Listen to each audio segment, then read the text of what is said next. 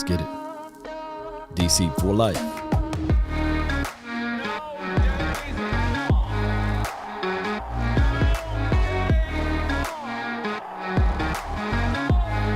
Thank you, everybody, for tuning in. The name is Law Nation. I hope all is well. We're going to talk again about Dak Prescott.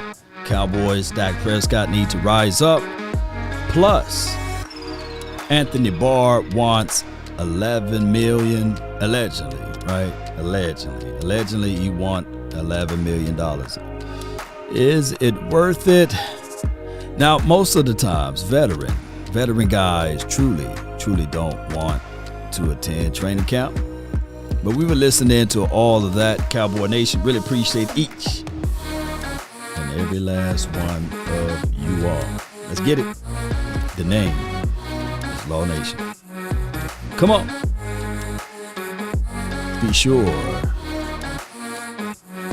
to smash that like button.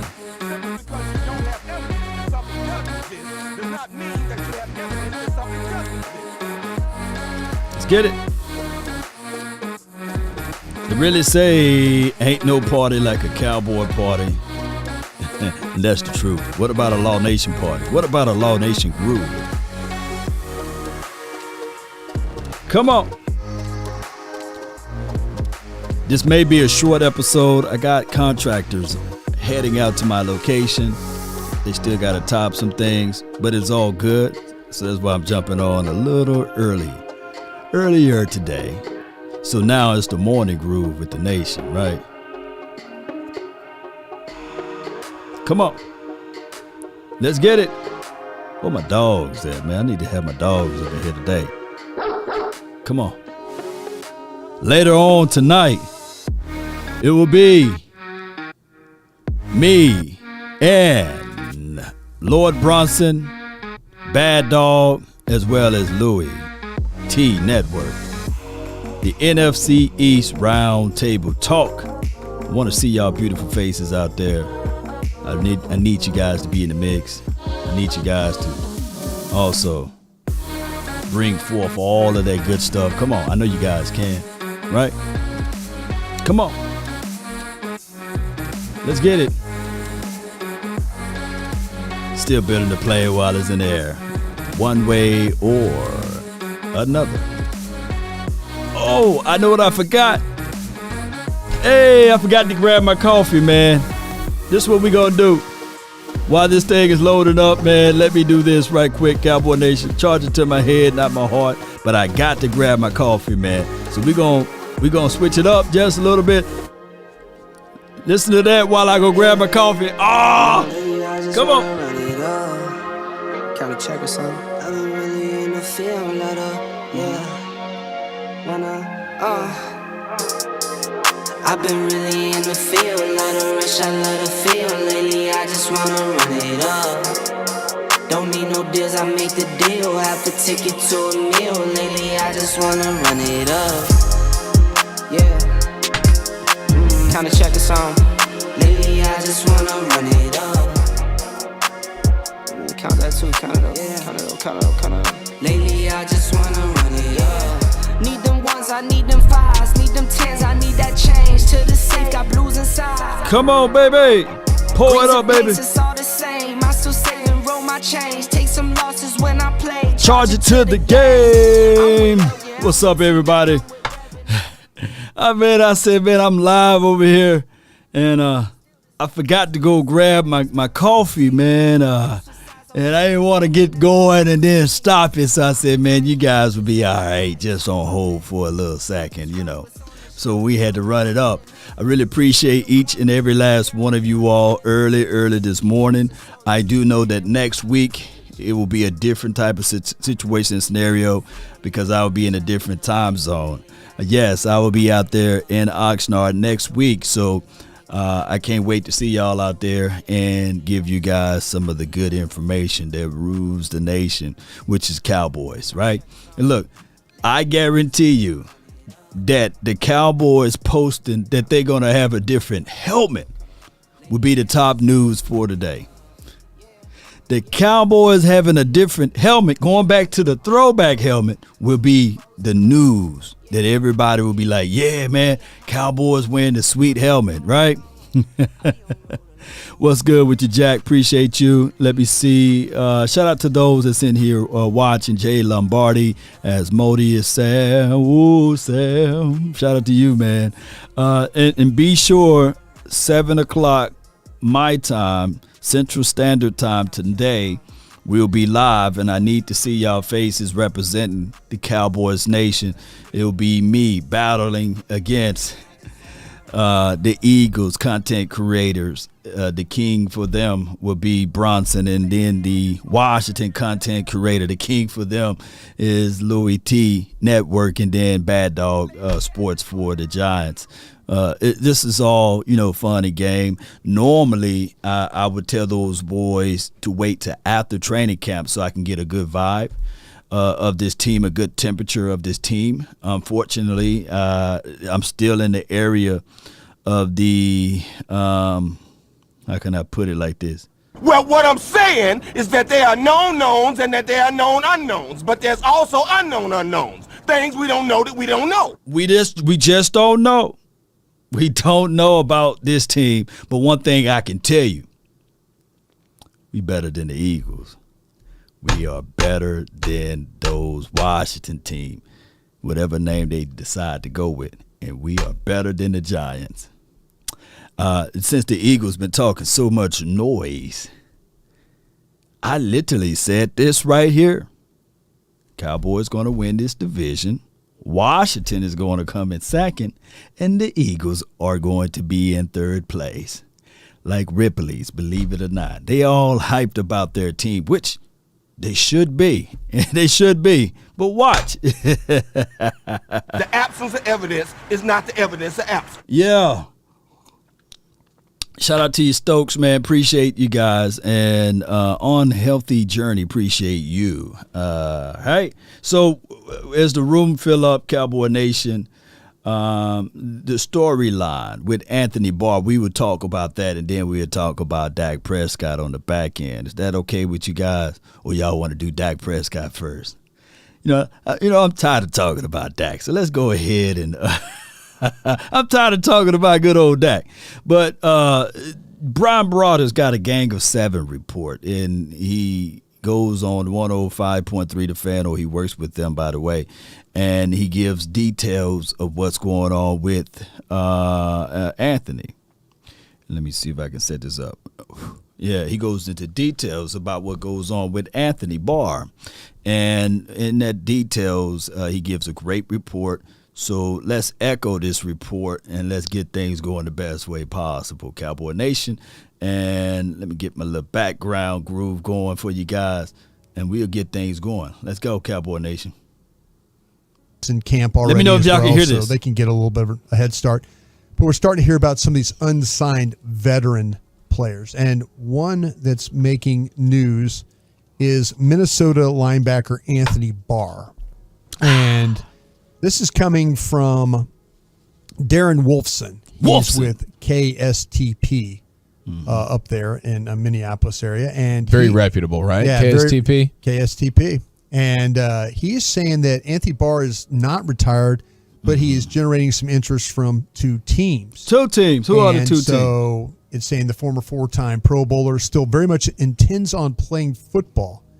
And a couple of teams per Wolfson, those teams are the Dallas Cowboys and the Washington Commanders. While the Come on, Anthony, come on. Come down on the price a little bit and come on over here to Cowboys land. You got Dan Quinn, and then, of course, you got George Edwards. I think that George Edwards, unless they had some type of fallout. And then he'd be like, man, I don't want to go back to that coach over there. But I don't think that that's the situation there. Let's get it. Commanders have kicked the tires on some potential move to sign Barr. The Cowboys seem like the most interested team overall. Barr has been training as if he will be in some team's training camp, Wolfson said during an appearance. And this is on the Scoop with Doogie. That sounds like a good little show. Doogie Scoops. The Doogie Scoop. What's up with you today? Doogie and doo-doo. I don't know. They wrong It's for one that. of those things. It's It one of was those, doo-doo and there was pee-pee everywhere. It's It's one of those- nasty. it's one of those days. Scoop it with Doogie. Anyway, Leave that man name he alone. said he was talking about, Wolfson was saying, hey, I told you weeks ago, keep an eye on the Cowboys. So the Cowboys know certainly that they're interested in Anthony Barr. Washington's also kicked the tires, like I said, but I would say right now keep an eye on those Dallas Cowboys. And Wolfson also touched on Barr's knee problems as being the reasoning behind the delayed signing. His talent, though, isn't an issue for the 30-year-old standout. He can help any team if healthy. Reached out to the Cowboys. And Shout out to you, Michael. For the $2, he says donation to help elevate. We are going to dominate DC. If you notice, it says for life, not for short. I love it, man. Let me keep going with this because I love it. Want the truth? Let's go. and I got back the information of if the price is right.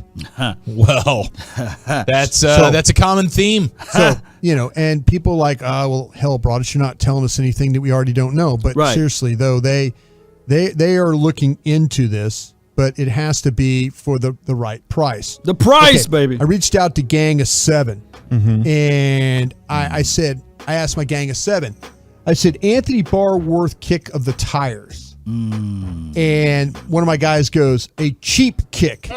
Wow. Durability and medical is a big time issue.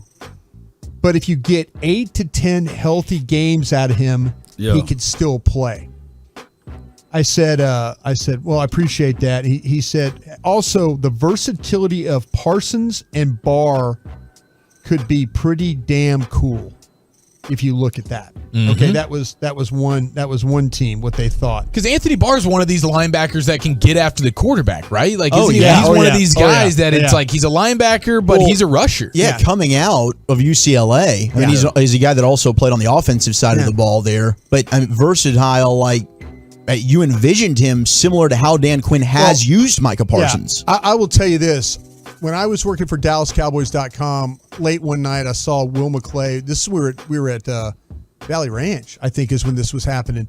And I saw that Will's door was open. I was walking by and the light was on, so I went in and I knocked on it. And he was there, and he was watching Anthony Barr play. And he was creating a tape to try and prove to the scouts how versatile Anthony Barr really, really is. Yeah, love it. So, with Will McClay, I still think, there's some There's of an that affection there. There's some of that, that he like, man, this could be a guy. Okay, another one of my Gang of Seveners said, worth a tryout, medical, and interview to see how much he wants to play. So it sounded like here he wants to play. But like Lucius, we were talking about the other day, these veteran guys don't want anything to do with training camp. Yeah. They really don't want to go in there and get beat up and have to endure. Now, if you go to Oxnard, that's a different thing. The weather there is beautiful. But some of these other places, like it could be pretty strenuous for a veteran to have to deal with all that. So, do you have something you wanted to? Well, I just wanted to ask you, and I do want to get I'll ask you afterwards. Go through. It can wait. It can wait a second. yeah, this is That boy can move on some bad knees. He got those Patrick Ewing knees, right? and he's moving on those bad knees. Now, I'm just looking at some of the film that we kind of curated here. I would tell you that Anthony Barr is all what I hope that we can get out of Jabril Cox. Let me repeat. Anthony Barr is all what I hope that we can get out of Jabril Cox. Now, Anthony Barr, off-ball linebacker, I will say to you guys, his skill set, 6'4", and he's right around 250-ish, or give or take, and he can fly. But those knees, man, and looking at how everything work its way out, it's going to be crazy. Let me see right here. We got a donation.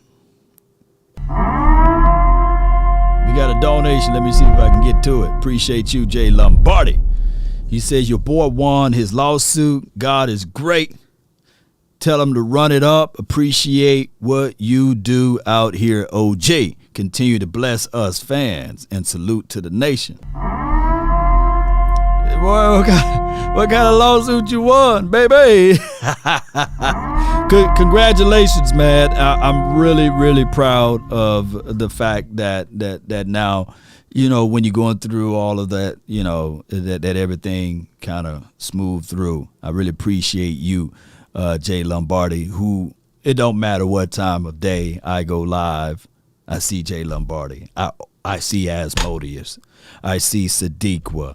I see some people, man. I can go live at 3 o'clock. And those guys will be in there like, waking up, they're going to grab their coffee and say, what Law is talking about? They be like, yeah, man, law on it, man. Some people, look, man, they just click on the video and say, man, I'm going to go back to sleep, but I'm going to click on the video just so Law can still get that view, and I'm going to wake up in the morning watching them, But I appreciate those boys, and I appreciate you, and congratulations. But Cowboys, if they do sign Anthony Barr, if I'm a betting man, it will be this Friday. It will literally be this Friday around 6, 7 o'clock. They normally do these type of signings, right? Whereas nobody can grab that news, and they end it with the quote-unquote weekend, and then we'll fly out to Oxnard, and you'll see 55. Well, I don't know what number he will wear. Maybe he'll just wear 5. I don't know. Tavis says, if Anthony Barr wants $11 million, he's not coming to Dallas, fam. Put it like this. I'll put that $9.99 on it, right? Like, come on, Jerry. Come on. Here's $10, man. We put $10. We put $10 toward the $11 million. It got to be something. But yeah, I think that a good price for Barr will be approved. Nah, he's 30, so he's looking for his last contract. A good price for him will be incentive-based contract, in my opinion. And my final guy that got back to me, I said, again, asking the question, Anthony Barr worth the kick of the tires? He says, if healthy, absolutely yes. So what we're looking at right now, money situation, is it going to be, initially when you talk to the cap guys, it was he's looking for like a 1 year, maybe $11 million kind of a deal. That's what Barr's looking at? Yeah. Oh. No way. Well, that was several weeks ago. This is OTAs, mini camps. You talk to people about it. So maybe that price has come down. Again, the Cowboys are looking at it. They're the ones telling me, hey, he's looking for this. He's worth it if the price comes down. Right. So if is he worth it, guys? Let me know, because we are dealing with all of this. Emotional damage. Is he worth it?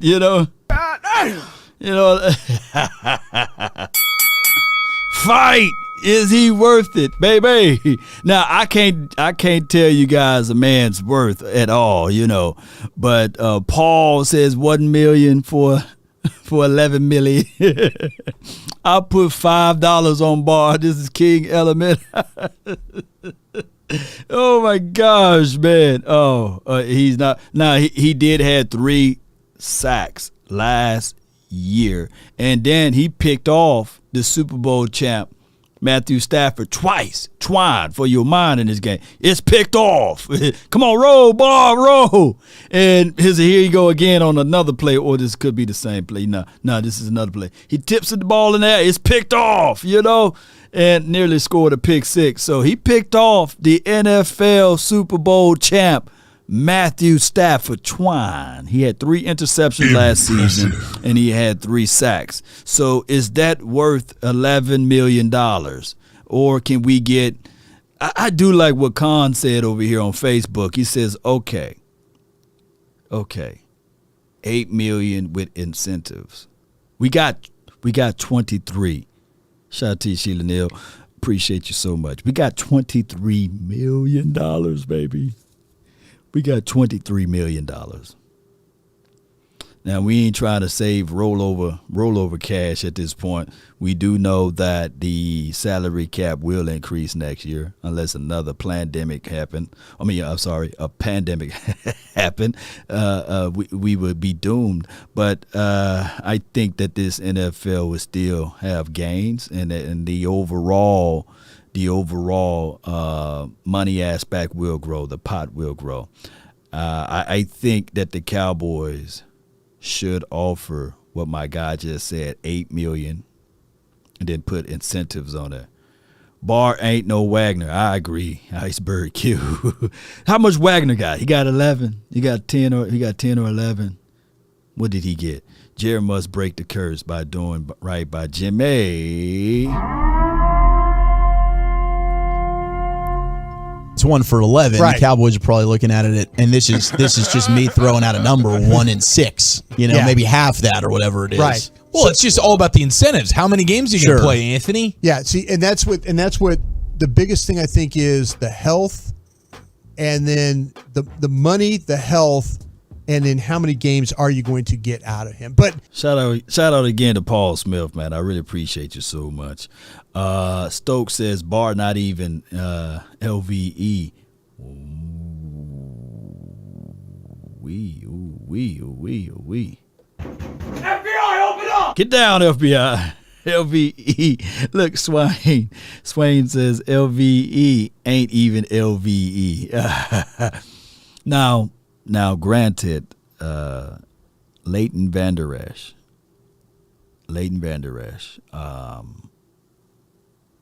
we can hope that if we can get a healthy Leighton Vander Esch, and put the butter knife down, please don't shank me with that. Get down, put it down. Leighton bet on himself, basically. Well, not really, because he just playing what the market was rendering, right? $2 million. So if the Cowboys, hear me out, gives Barr anything north of $2 million, Leighton is going to be sullied. He's going to really, really feel like how this guy get more money than me, although, his stat line and everything was a little bit better. But I've been here, and you couldn't fork out $5 to $6 million for me, and you're going to do that for him, and he's not here, then we have a problem. But if you remove money, right, and you go back to LVE and say, hey, this is what it is. We trying to win championships. We are not trying to have a beauty pageant out here. Y'all fight for that spot on this team and think about the benefit and the bettership of it all, right? Think about the complete picture. But players do, and I don't care what nobody say, players do look at other players' money. They look at how much you getting and how much they gonna get. And there's a lot of that in the NFL. it sounds like one of my gang of seven thought about pairing him with Parsons as being something that would be kind of a wreck shop situation. It would be sexy. Very quickly, the one question I wanted to ask you is, let's say he is waiting till after camp, right? And he's saying, I'm not really trying to put my body through that. I'm an older veteran. Let's say he missed it, and then the concern is, okay, you got to get him up to speed. It's a new defense. How different when you watch Mike Zimmer and the way the Vikings have played defensively when you study that tape, because Cowboys have played them the last 2 years, compared to what Dan Quinn did last year here. How different do you think that would be for him to get up to speed? I don't think it'd be hard at all because, and keep in mind, too, the Cowboys have an advantage with George Edwards, the linebackers coach who was with him in Minnesota all those years with Zimmer. No question. So, yeah, I think that, to me, I think Anthony Barr, you just say, hey, hand on ground, sick him. Right. Let me share this episode with you guys. Impressive. Be sure to check them out. 105.3 The Fan. Brian Broadus.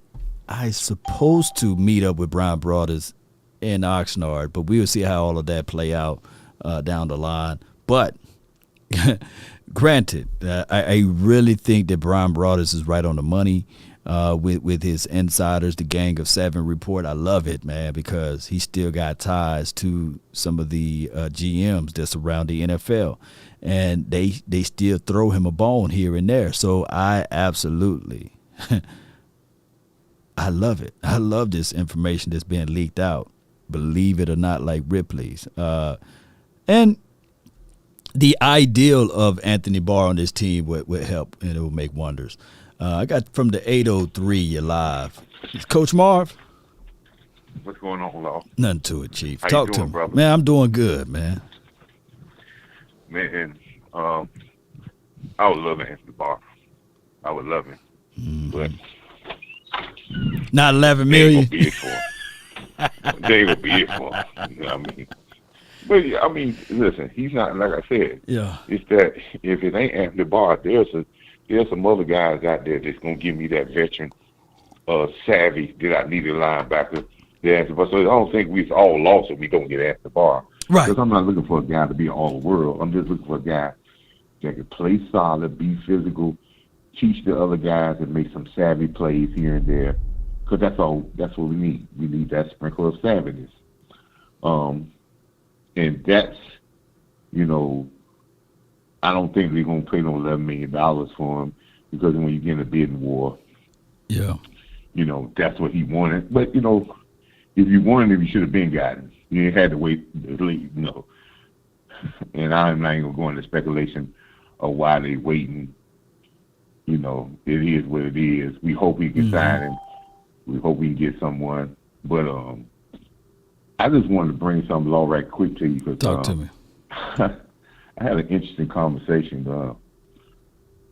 with a couple of friends of mine, and this is the perception of what people think of the Cowboys and what the media has said.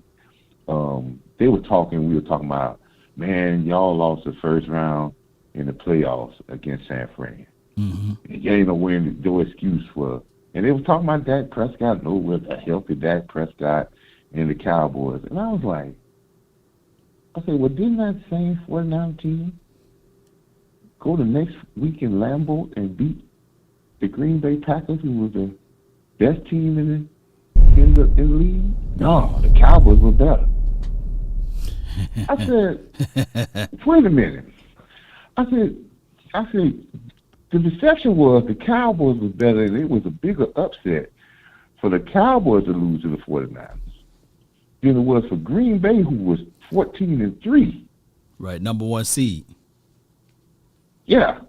So Yeah. they're like, nah, man, the Cowboys are better. I said, how do you consider that? Dak Prescott was helping. I said, wait a minute now. Let me get this straight.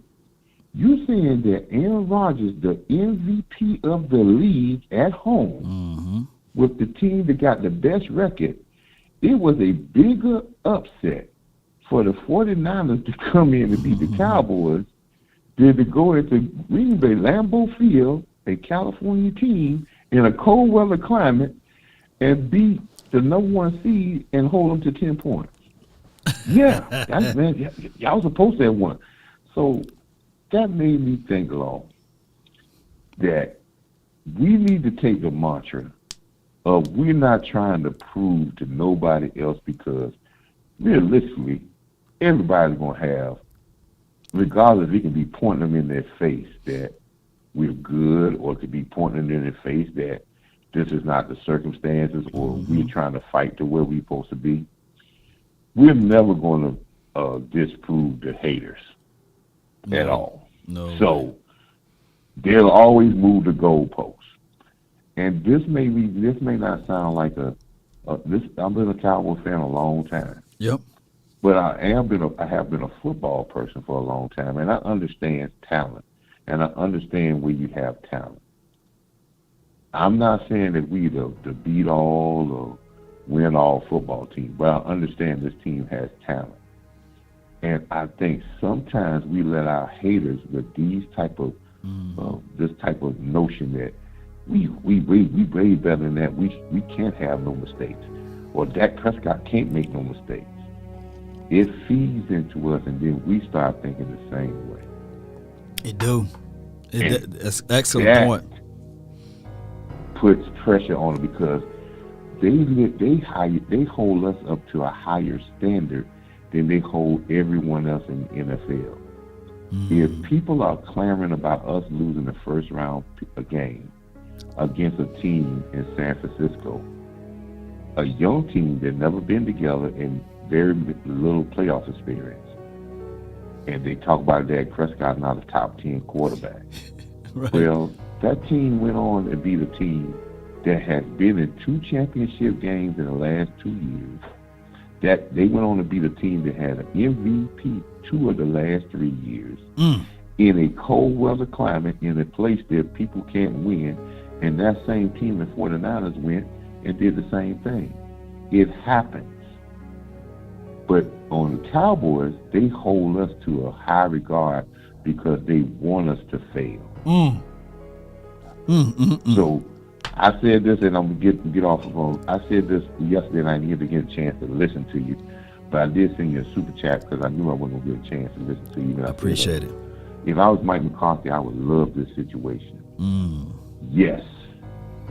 Because he's not going in it with a stick. He's not going into a fight with a stick. He got some guns that he's going into this fight. And yes, we may talk about, well, you know, with the ownership. He's not going in this without no good players and a good team and a good situation with inside that locker room and him and his team. If he feels that he got any pressure, he should say, hey, I'll fight with these weapons. And if I lose with these weapons, you know, I have to look at myself and say, you know, I didn't do what I was supposed to do. But I'm not going in with the Giants roster. I ain't going in with the Jacksonville roster, and you telling me to make work. I'm going in with a roster that I can work with some very good players. We had some success. And if you want to talk about any of these other coaches, go ahead and talk about them. Because I know as a man, if I got this, I'm supposed to win. Truth. Now, if he worried about what everybody can say, then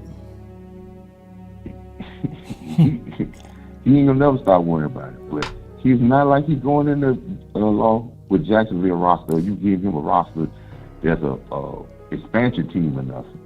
He's going in there with a pretty good roster. So you can talk all you want. I can hold them to bay. I can hold everybody at bay if we win. No doubt. That's just the name of the game. Man, Coach Marv, man, the Cowboys need to hire you as a consultant for real, man. I'm going to shop your resume over there to them, man, and see whether or not they bite to the bait. But you on point with this one. Yeah, you on point. No, I just want you to go out there to have a good time at Oxnard. Yeah. And just always encourage these Cowboys that we're never going to never hit a field goal in the goalpost that the haters put out there, because it's always going to be moving. Always, man. We'll never make a field goal. Never. Because it's always moving. Never. I appreciate you so much, Coach. All right, Lord, have a good one, brother. You as well, man. Fatality. That's a good call from him, man. That's a good call from Coach Marv. Before I let the other callers in, let me just expound on this, what he was saying. And contextualize this. The Green Bay Packers literally had the best quarterback in the National Football League, which is Aaron Rodgers. I don't think that people can argue against that. According to the MVP votes or what have you, number 1 seed, they had the 3rd ranked defense.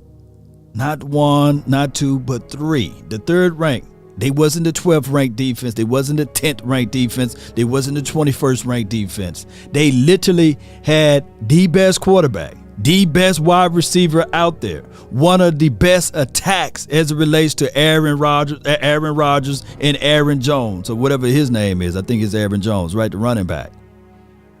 And all they could muster up was 10 points, and nobody's talking about it right now.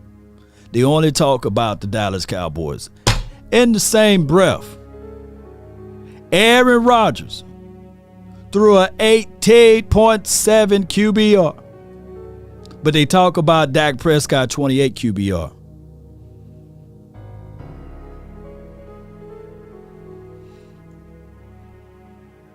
I can't make this stuff up.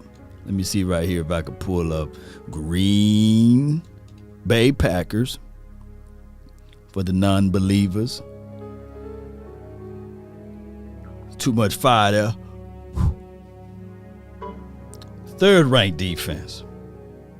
Sixth ranked offense. Now the special team was terrible. They did block a punt or something like that, right? But overall, sixth ranked overall, and couldn't get it done.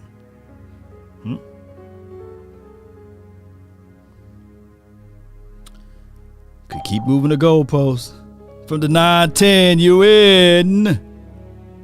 What's up, Long? Nothing to it. Talk to me. Talk to me. Well, it's almost afternoon here, but good morning. Good morning. Good morning to you. Oh, I wasn't able to call you yesterday. I was trying to get in yesterday on that call because, if I'm not mistaken, you guys had a little bit of time where you discussed the final word and the interview with Michael Gelton. Yeah. I have all respect in the world for Michael Gelton, and I'm not drinking that Kool-Aid on Keller Moore. At all, huh? At all. If he wanted to practice, if he needed to grow, he should have done that on the college level. Don't be bringing your butt to the Dallas Cowboys. Come on, you got to have growing pains. Yeah, with that. We ain't got time for that. We trying to win. Ain't got no time for that. And see, it's like this. I used to be a concert pianist. And you can't get up in front of all those people at no orchestra or no shit like that and be missing bars and playing stuff the way it's not supposed to be played. You gotta practice all the nuances and everything else of those bars so that if you have an area that you're struggling with, you can learn how to go into and come out of those bars. With each one, it's a different method. Yeah. So, with Keller Moore, we need to take his ass in the room, in the video room, and keep his ass there. Get him some oodles and noodles, or whatever else, some popcorn, and start watching a whole bunch of damn film, and look at those games that he lost, errors that he made, and figure out how to battle those situations. How to, if he loses a player, how to come back with an attack that's not going to make it look like you pussy. And like you don't know what you're doing. We ain't got time for that.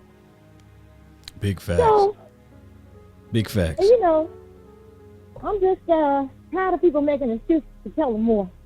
Like I said, if he needs to practice, go practice at some college, high school or something.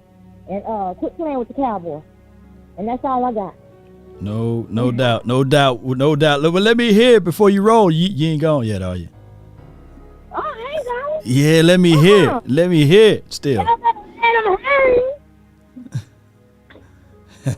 Let him hang. That's what I'm talking about. So basically, Keller Moore need to let him hang, and I don't have any rebuttal against Keller Moore. With your thoughts on that? Unfortunately, that's the Cowboys' way. They like to get these guys and that they truly believe in, and they want to see them go through the growing pains. Unfortunately. Appreciate you, Queen. That's a good call from her. I got no rebuttal against that. All I can say is that we hope that going into his fourth year now, that we can see some things of growth with him, right? Right.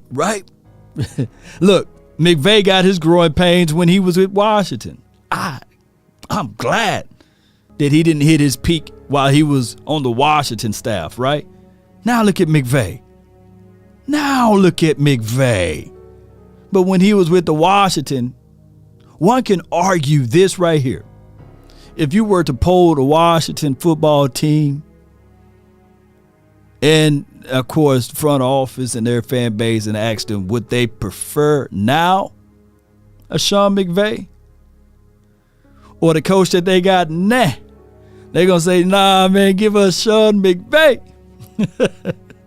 But it is what it is at this point.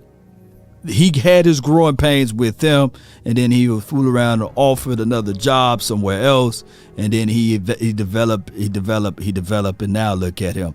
24/7. Law. Will the Jones go back to we will do whatever it takes to win a Super Bowl? Example, when we took Deion and T.O., from the Niners, or are those days of stacking great players on a team over?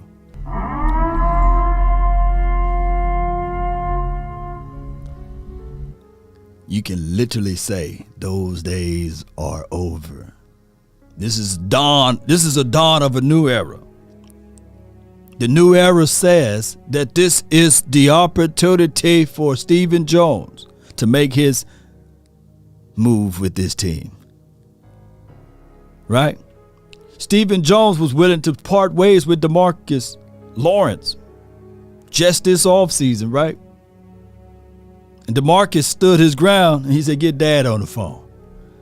So if you think that this team now is looking for edge rushers or now looking at certain holes on his defense or what have you, it would have been even worse.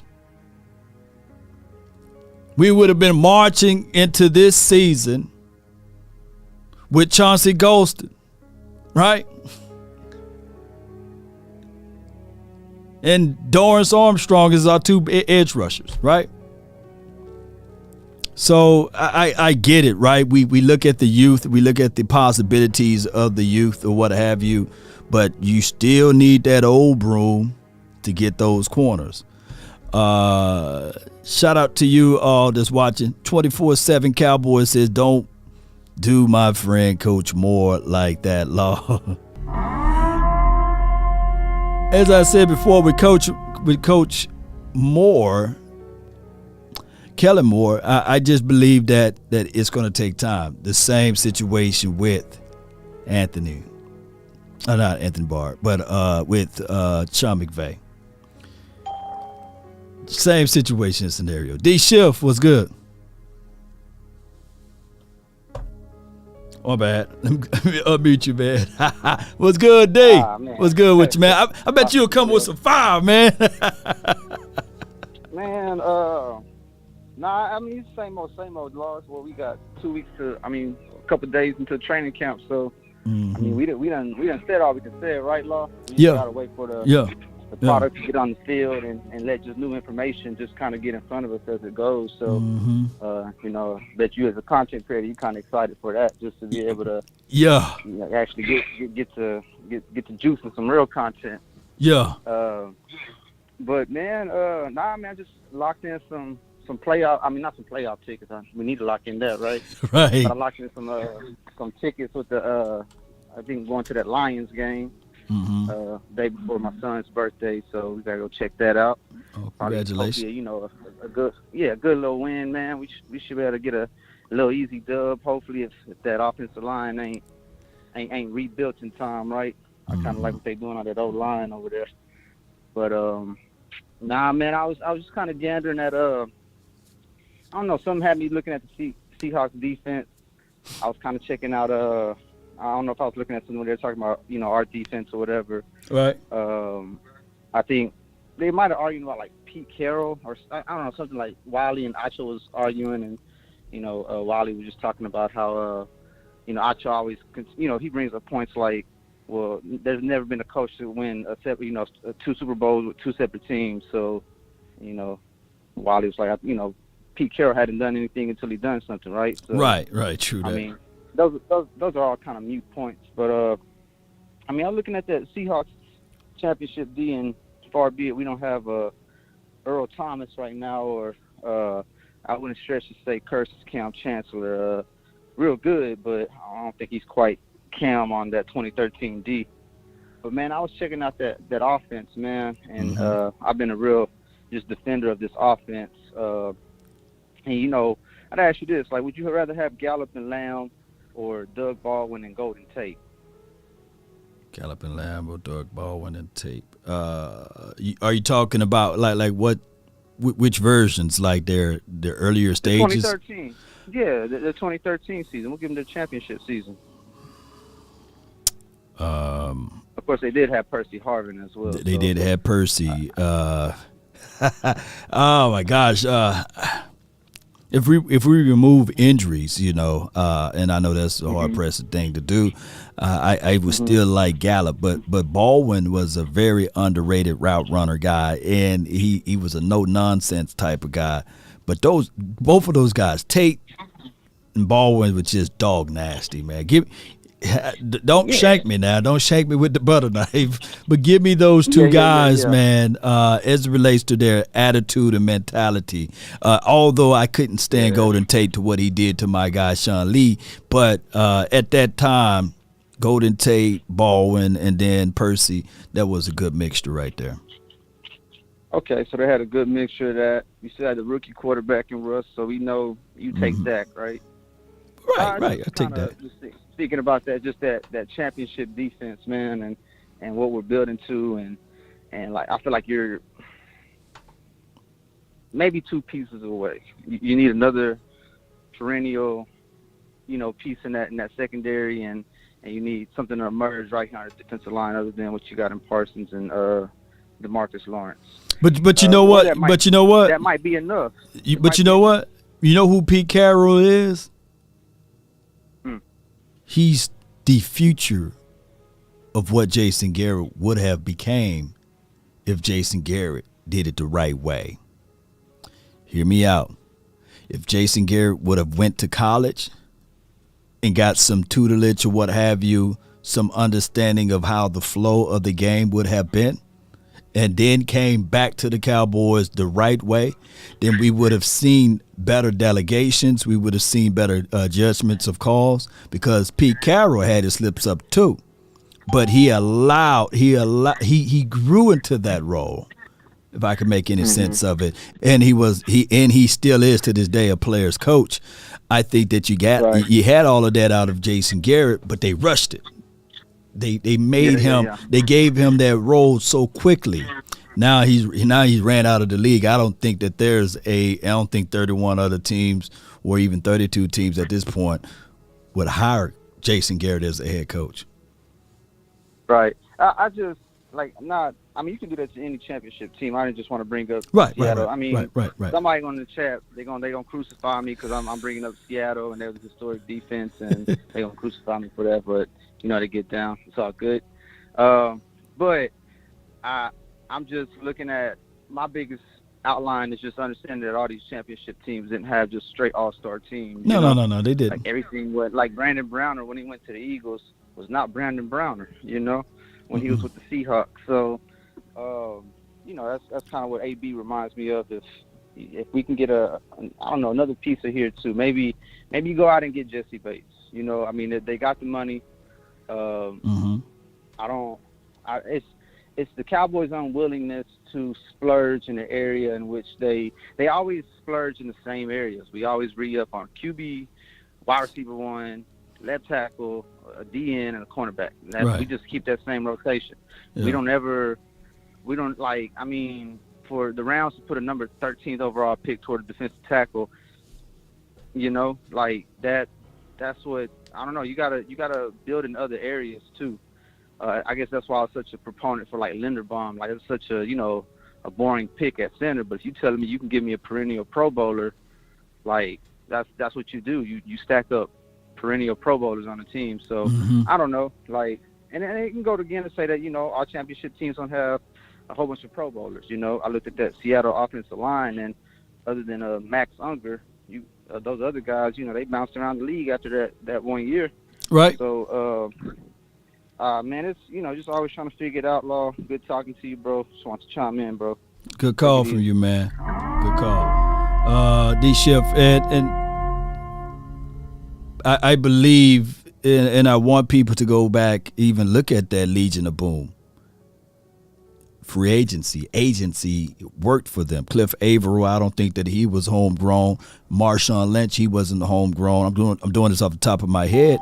Brendan Browner, they scooped him up. Bennett, the edge rusher Bennett, he wasn't homegrown. He came from Tampa Bay. So there were a lot of pieces that mixed in, and they took a slingshot at Richard Sherman, who was a late round draft pick that they developed, right? But they went after a certain look. They went after a certain scheme, and it worked for them.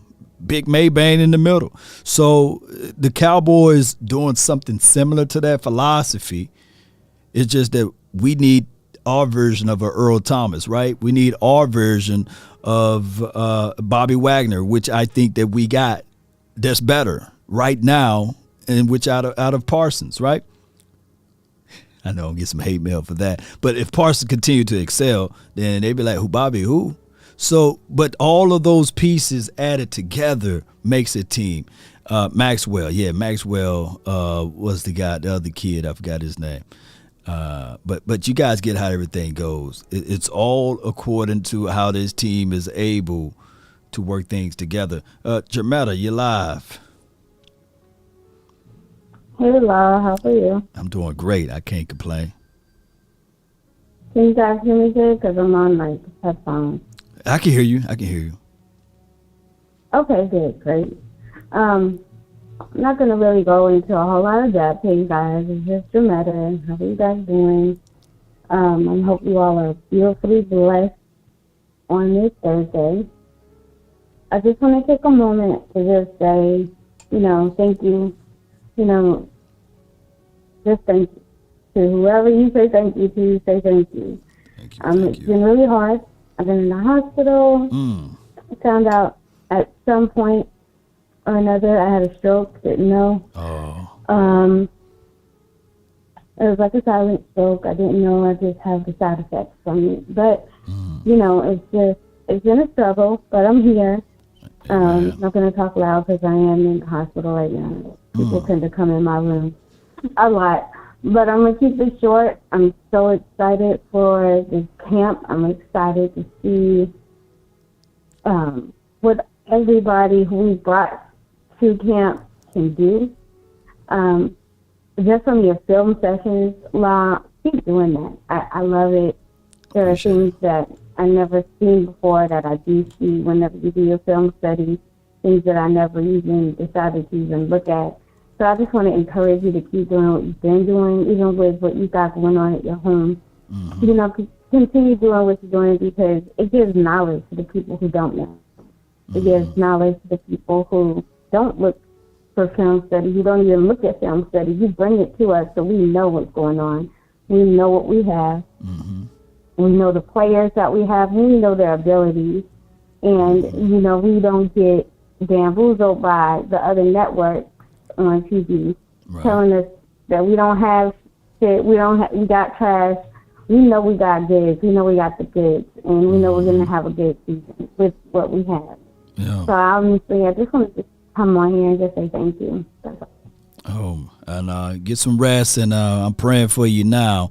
And things going to work its way out. I was listening to a guy that said things don't happen to you, they happen for you. And I truly believe that everything that's happening right now will open up bigger opportunities for you down the line, even in the triple darkness of your pain going through a stroke. And I'm praying for you altogether, Jametta. No, thank you. And I didn't want this to get a highlight of that. I just wanted to tell you thank you. I appreciate you, and stay lifted, okay? I will. You guys be blessed. All right. Hey! Before you go, let me hear it one time. How about them Dallas Cowboys? Yeah, that's what I'm talking about, man. How about them Dallas Cowboys from the hospital bed, baby? Oh my goodness, man. Let me give it one of these. Yes, indeed. And in the words of, let me see if I can find it.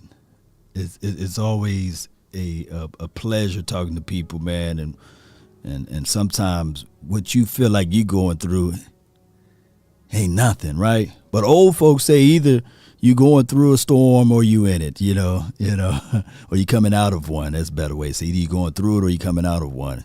One way or another is about to happen. But Jametta in the hospital bed. You won't break my soul. You won't break my soul. Keep grinding, baby. Yes, indeed. All right, so we got from the 562. You're live. Yo, what's the deal, Law? How you doing this morning? Nothing to it. Just chilling. Sending prayers to Jametta, man. You know how it goes. We family. Out to her, I hope she gets better. Mm-hmm. I understand. But, on the lighter note, we always in somebody's mouth, man. We are. It's always we always. So, what can we talk about today that hasn't been talked about? The helmet, man. We got the old school throwback helmet that's going to be revealed today or what have you, or this. Let me see. Here it is, right here. Yeah. I wish they would bring back the throwback jersey with the all blue with the stars on the side of the shoulder pads. It had 3 stars or which one? I forgot. I think it was 2 stars. No, 2 stars. Okay. One on each side. One on each side. Okay, yeah. Bring them back, man. Bring them back, man. Yeah. Get them navy blues. We do terrible in them navy blues, in the dark blues. In dark blues, yeah. Get them. Get that jersey right, man. But their helmet go hard though, and then they should allow these players to wear any visor they want. Mm-hmm. I mean, let Zeke wear that mirror visor, and then somebody tap CD Lamb on the shoulder and say, "Hey, man, you can wear your black visor. Let's vise this thing out, man." Man, okay. So I got a question, Law. I think it was about yesterday when you said, "Would you trade Dallas offensive line for the Legion of Boom in their prime?" Yeah. Would you? So now, I caught myself in that part. Like, are we just doing player for player, or just that we just have that same mentality, the same style of defense? I mean, the whole kit and caboodle, as they say. The coach, you get defense, you get the defensive coach, you get the whole package. Everybody, you get Earl Thomas, you get Cam Chancellor, you get the whole package, Maybain and everybody. So, all right, Richard Sherman. Who's our running? Do we still have Zeke or we have Marshawn Lynch? I literally said in my piece, I'll throw in Ezekiel Elliott and we'll get Marshawn Lynch with our offensive line, and we get their offensive line. And of course, they would have our defense. You be all day. We going to the Super Bowl. There'll be new rules put in place, like there would have been all type of new rules, man. And the way he used to tackle, so that they're gonna try to throw that at us. Sherm can't, they're gonna try to throw the rule book at us. But this is the good thing about it, that Jason Garrett ran a run first offense.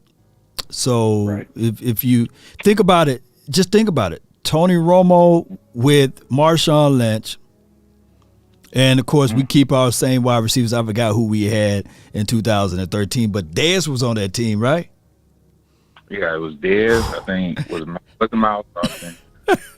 It would be crazy, man. It would have been flat out crazy, Oh, it would have been crazy. Like Whitehead and somebody else. Yeah. Oh boy, that had dreads that went to what's his name? He was a solid wide receiver. You talking Miles Austin, Terrence Williams? No. He had dreads. We had him on a kick return. Okay. Oh my gosh, you talking about Harris? Yeah, forgot his first name. Harris. Devin. Devin. I forgot his name. I wouldn't. Yeah, he was pretty good though. Yeah, but he was solid. So like around that time, we could have did something. I could have did something. So defense, and the whole argument was, could Dak Prescott win with that? And I was saying, yeah, you give Dak Prescott that defense, of course, Because you got to understand what Dak came in as a Dwayne. Dwayne is the name. Dwayne Harris. My bad. Go ahead. Dwayne Harris. That's who it was. Yeah, Dwayne Harris. Thank you, Cowboy Nation. Yeah. What I was gonna say. I lost my train of thought. My bad. It was I had to get it out, man, because you know how it goes. Yeah. When I see it on that, Dwayne. Dwayne. Nah. It was. Oh yeah, when Dak came in at his rookie year, Dak didn't throw. Didn't he break Tom Brady's record for most completed pass without an incomplete?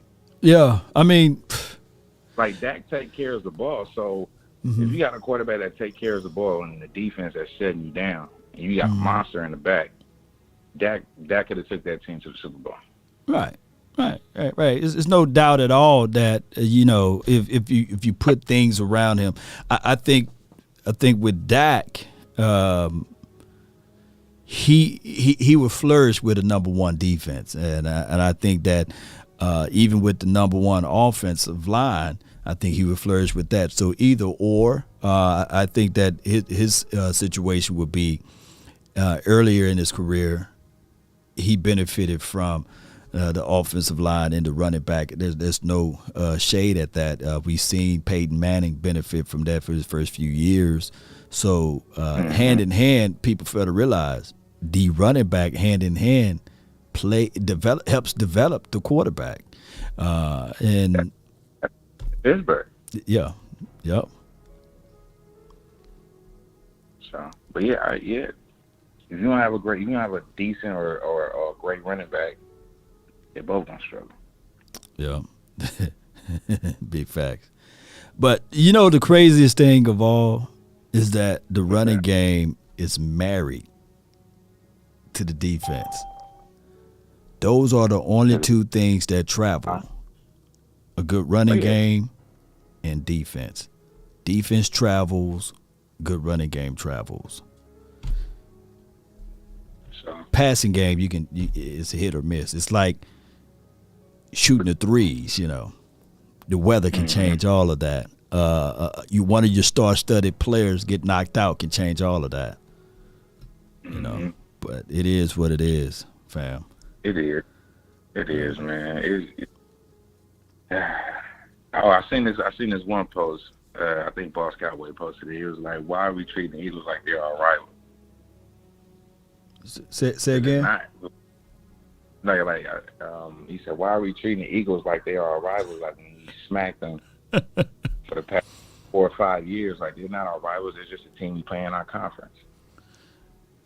All the teams in the NFC East would not be. They talk about Cowboys' relevancy, right? Facts. All of the teams in the NFC East would not be relevant if it wasn't for the Cowboys. And here's my point about this. All they have to do is swap us.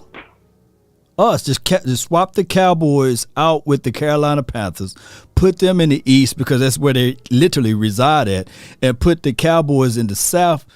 It will be more and more views to the Atlanta Falcons, the Saints, and the Tampa Bay Buccaneers every year. And over the period of time, they would dissipate and fade away. The Giants, the Washington, and as well as with the Eagles. All of those teams live off of the Cowboys brand. If you really think about it, the highest rated views or what have you is primarily was when the Cowboys fans are watching them when we play them. You know what I'm saying?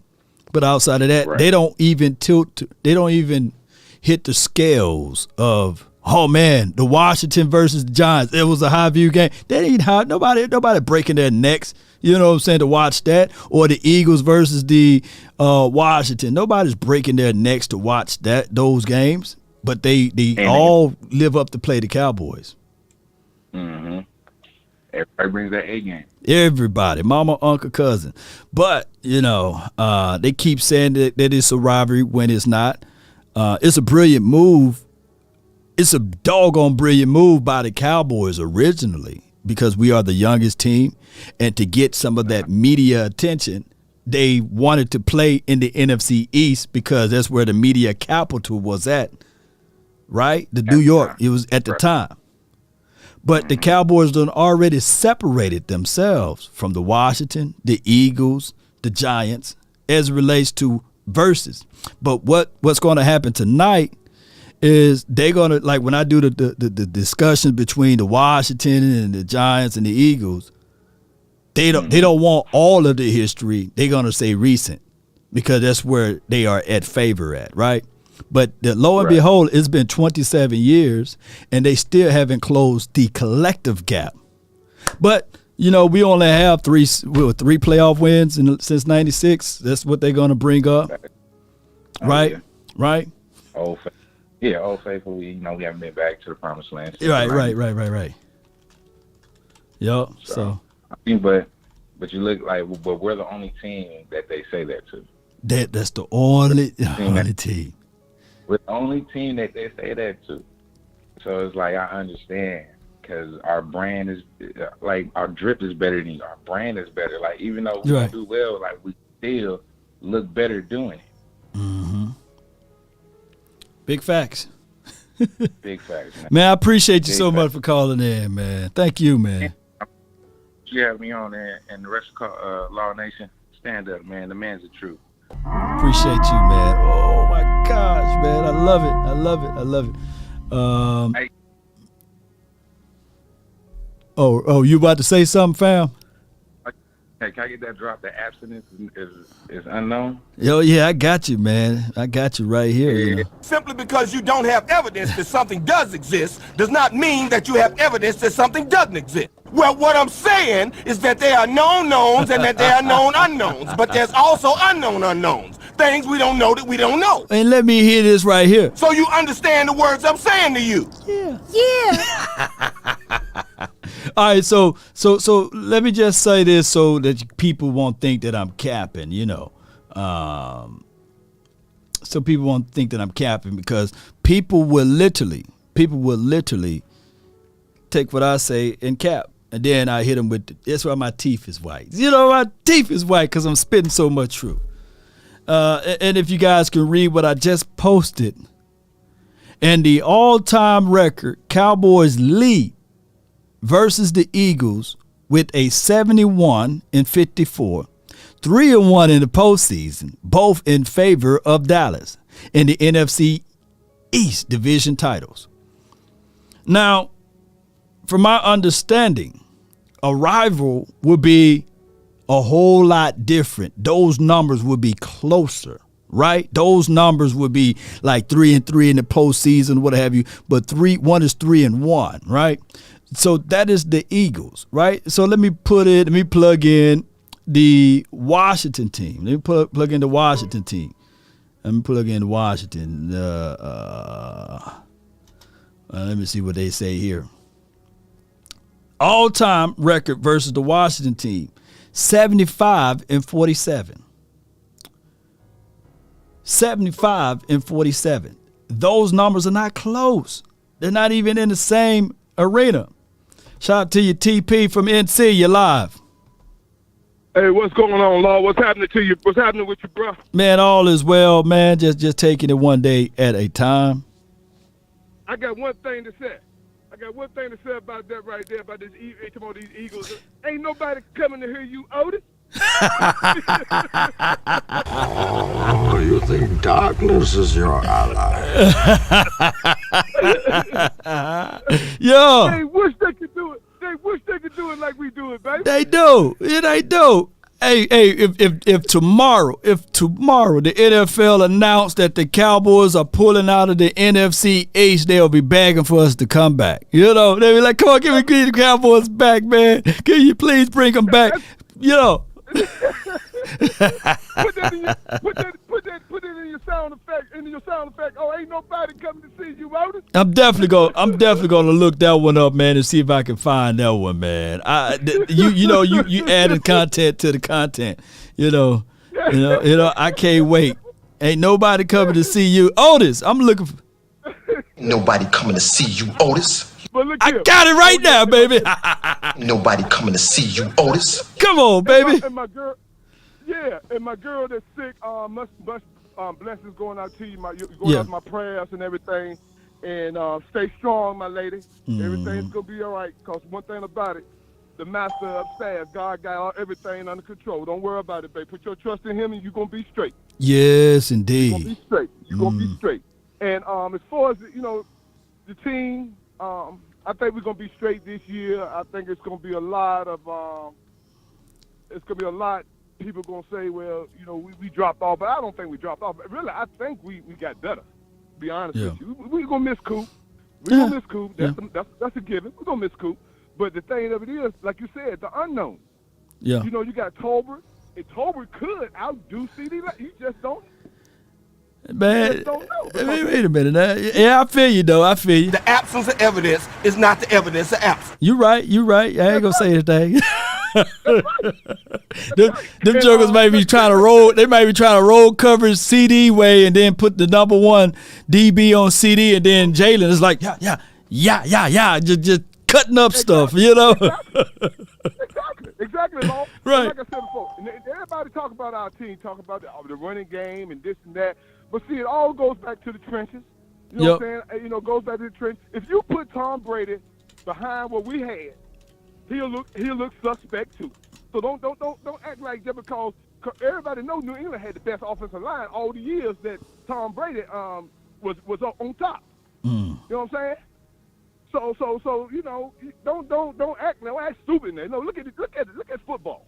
Look at football. If the offensive line ain't blocking, I don't give a goddamn who you got back there. You can have doggone John Unitas, and he gonna look like garbage. True that, man. True that. But we're knocking. I'm going Cowboys. For the Eagles. All about if you ain't did with the punch, baby. Hey. No doubt, man. Hey, man, I appreciate you for calling in, TP, man. I think I lost you, but let's go, man. You still there? I'm still there. That's right. All right. Take it easy, Law. Anytime, man. Nobody coming to see you, Otis. So I just have to look up everything, and you guys can literally see that there should be no competition at all with this. Let me see if I got this. Give me 1 second here. I know I saved it. Favorite, added to favorite. Hold on. Let me get this right here. Y'all bear with me, because I want to save this drop right here. I don't know why it ain't saved to my soundboard. Here we go. Where that thing saved at? Ain't nobody coming to see you, Otis. Oh my gosh, man. We're gonna steal that one. Stop, thief! Come back, thief! We're gonna steal that one, baby. Let me download. There we go. And I'll fix it up later. All right, so put Washington's up. Okay, so I gave you guys the research on on the Giants. So Cowboys all-time record versus the Washington. I need to put the Washington in. I want y'all to share this, and I want you guys to start tweeting that out. Then they changed the name. The Cowboys winning. Dang. Did I put the Washington thing up already in the chat? Who I'm missing? Let me see what I posted. Hold on. Dallas Cowboys winning 71 games. And all right, so let me post this up. Bam. The Cowboys winning 75 games. And the Washington Commanders winning 47. So in the all-time record, the Cowboys are over the Washington. So what are we talking about here, right? By default, I shouldn't even have to come on a panel tonight. By default, I could just sit there and say, okay, last season, if you want to go currently, we beat you. If you want to go collectively, we beat you. They should move. You know what? I absolutely. We should have a policy in the NFL where they start rotating all of these teams out of the division. They should start rotating them. Every 5 years, you should be rotated out of the division, go to a whole nother division. That should be the situation now. There should be no more. You stand in the division forever. From 9-12, you're in. What's going on, Law? What's up? This Rob, man. What's good with you?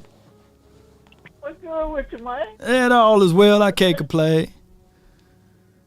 I'm just checking in, man. I be looking at you every day. I just Appreciate call in. I said, call in today. So my boy just getting that truth again, whitening them teeth. Yeah. Just whitening them on up. You know. With the coffee, you know. That's right. That's right. Hey, see, every one of them games that we played in the playoffs, that people look like, they had us in them games. Right. The defense just couldn't hold up. Mm-hmm. And that's in his rookie year. That he brought us back. Tyler did took the lead in what Rodgers did, what Rodgers do. Right. Oh, you talking about Aaron Rodgers, yeah. Yeah. But he's the GOAT. Aaron Rodgers the GOAT. That's what I'm saying. But that brought us back. We had a chance if the defense could have held up. The Rams.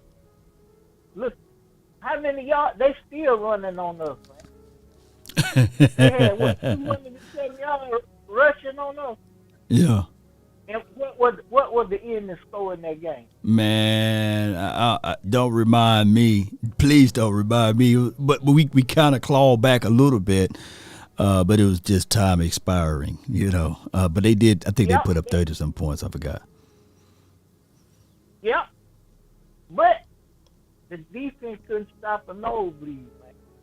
Couldn't stop it. Couldn't do it.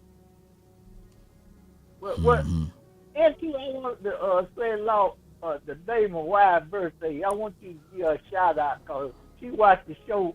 When she get off from work, she'll look at the recording of it. Yeah. Shout out to the wife. Your last name is Vance. Is that correct? Yeah. So Lady Vance, the queen of the Peace Corps, if she's anything like mine, man, you know, they regulate everything. Happy birthday to her. Hey, I appreciate that, my brother. Anytime, man. Hey, and keep up the good work, man. I'm glad training camp here, because, boy, last year you brought good stuff to us. I know you're going to do the same thing this year. Most certainly. Well, I'm excited just about the content. So you've been keeping it going, but now you're going to have something to stick your teeth in. Oh, yeah. Good work. And you know what I like, Rob? I like the guys that's on the low end, like the Drummonds. I'm going to bring you guys the Drummonds, the high five Foggles, Jaquari Roberson, Malik Jefferson, Story Jackson. I'm going to be sure to pay attention to those guys and try to give you guys all of the information possible, whereas what the other media people may kind of like brush over, right? So I'm going to try to bring in all of the guys that the people don't know, the unknowns. You did that same thing last year. Mm-hmm. You were talking about what the guy was. He didn't show up in the regular season, but the cornerback that comes from the Ravens. Oh, yeah. You talking about he's gone now. He's now on the Jets. We went back to the Jets, I believe. You're talking about Maurice Kennedy, I believe, right? Yeah, Kennedy. Hey, wasn't nobody talking about him, but you brought it to our attention. Look, old boy was showing out. Yep. He just couldn't put it out there when it mattered, man. When the lights came on, man, he kind of went in the shell. Man, when the lights came on, he scooted. He ran off. And it was against the Eagles. It was against the Eagles. If you go back, look, the score, whatever week 3, they put my guy Maurice Kennedy in, and I was like, whoa, what's going on? I said, what was that 31 there? They had, I think it was named Quiz Watkins or somebody looking like Moss out there. Boy, I said, God, dog, he messing up a wet dream, man. He can score 2 more touchdowns when they put Maurice in. I said, don't let me see Maurice again out there, man. Okay. I know you right, man. But I appreciate you, Rob. Appreciate you so much, man. Hey, that's right, man. Let them hang. Let them hang. Let's get it on. Hey, you getting it on again? You might have another Rob now. Tell your wife happy birthday. No, sir. Okay. No more. I got too many grandkids. But tell her happy birthday now. Yes, indeed, man. Oh, Dad, how good was Dad, how good was Aaron Rodgers? You know, and I'm looking at this chart. Somebody sent this to me. I believe it was my guy Simpson. He sent this over to me. He tweeted this to me. He said, 31-26. Womp, womp, womp, womp. Fatality. 13-10. Fatality. That's the greatest quarterback to ever put on a uniform. Aaron Rodgers, 20-37. Fatality. Then against the Atlanta Falcons, 44-21. Fatality. How it goes? Finish him. Shame. Shame. Shame. 252. What's new? You live? Man, what's going on with my brothers? Can you hear me? Yeah, man. I hear you, fam. I hear you. Man, I had to call you, man. I don't even want to take too much of your time. I just had to call because I know this is going to make you throw a fit. But Madden dropped the cornerback ratings today, man. And they got everybody over our boy Trayvon Diggs. Everybody? No way. They got Shaquem Griffin over Trayvon Diggs. No way. Kendall Fuller, Xavier Howard, Marcus Peters, Brian Jones, anybody you name them is over Trayvon Diggs. Let me see. Everybody. I DM'd it on Twitter in case you got your phone in your hand, you want to look at it. You DM me, okay. Yeah, everybody is over him. Let me see. They got Trayvon Diggs at 84 rating. Oh, all right. Let me go right here. I got to go to my DM right quick. I had to hide it because I've been having all type of crazy stuff in my DM. All right, so let me see. What's your name, fam? It's let me see. It's I see you right here. Forget my Twitter. Renzel. Yeah, that's me. All right. Let me get right here. Bam. I'm gonna pull this one up. I gotta go again. God dog, boy. Renzel. Let me go back to it again. They even have Uzier, ball boy. No, not a woozy, eh? Come on, man. They just hate Diggs at this point, man. All right, let me go. All right. Oh, they gave Jalen Ramsey at 98. Oh, they gave Jair Alexander 94. Tre'Davious White 93. He didn't even play last year. That's why I'm just like, what in the world? Like, I don't get this law. I like Denzel Ward, but he ain't Trayvon Diggs. And that's why I just like to listen to your show most time. But I had to call it a day after that one. I heard that one. I was like, they gave Lattimore a 91. Yes, sir. That Kendall Fuller one really got me. That's the one that really blew my mind. I was like, huh? They gave them rascals gave AJ Terrell 89. Can somebody please pull up the score of what the Cowboys did to AJ Terrell? What was the score? What was the final score? The Dallas Cowboys versus the Atlanta Falcons. Man, I don't know. But I know it was a blowout. It was a blowout. Like, how in the world? I'm like, what did Trayvon Diggs do to y'all? Like, what did he do that y'all don't like this man that much? And I just had to call in to about that, man. Bro, I'm I just had to call in. where is he ranked at though? Let me see. He's way down here. He's like 15. He like somewhere around there, probably below that. He 84 rate. He like number 15 or 16. Yeah, they got doggone my fam. But I appreciate you for calling this Man, I had to call in just let you know that, man. I love you, Law, man. Keep doing appreciate what you, you're man. And they, You must be out of your goddamn mind. you know, they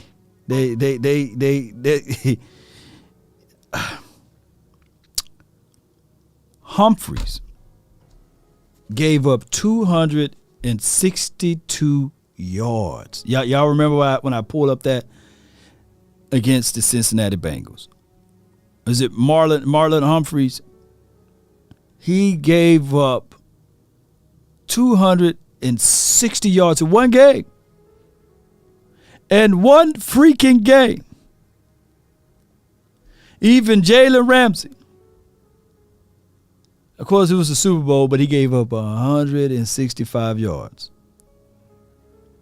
Trayvon Diggs last season never gave up 100 yards in the entire year.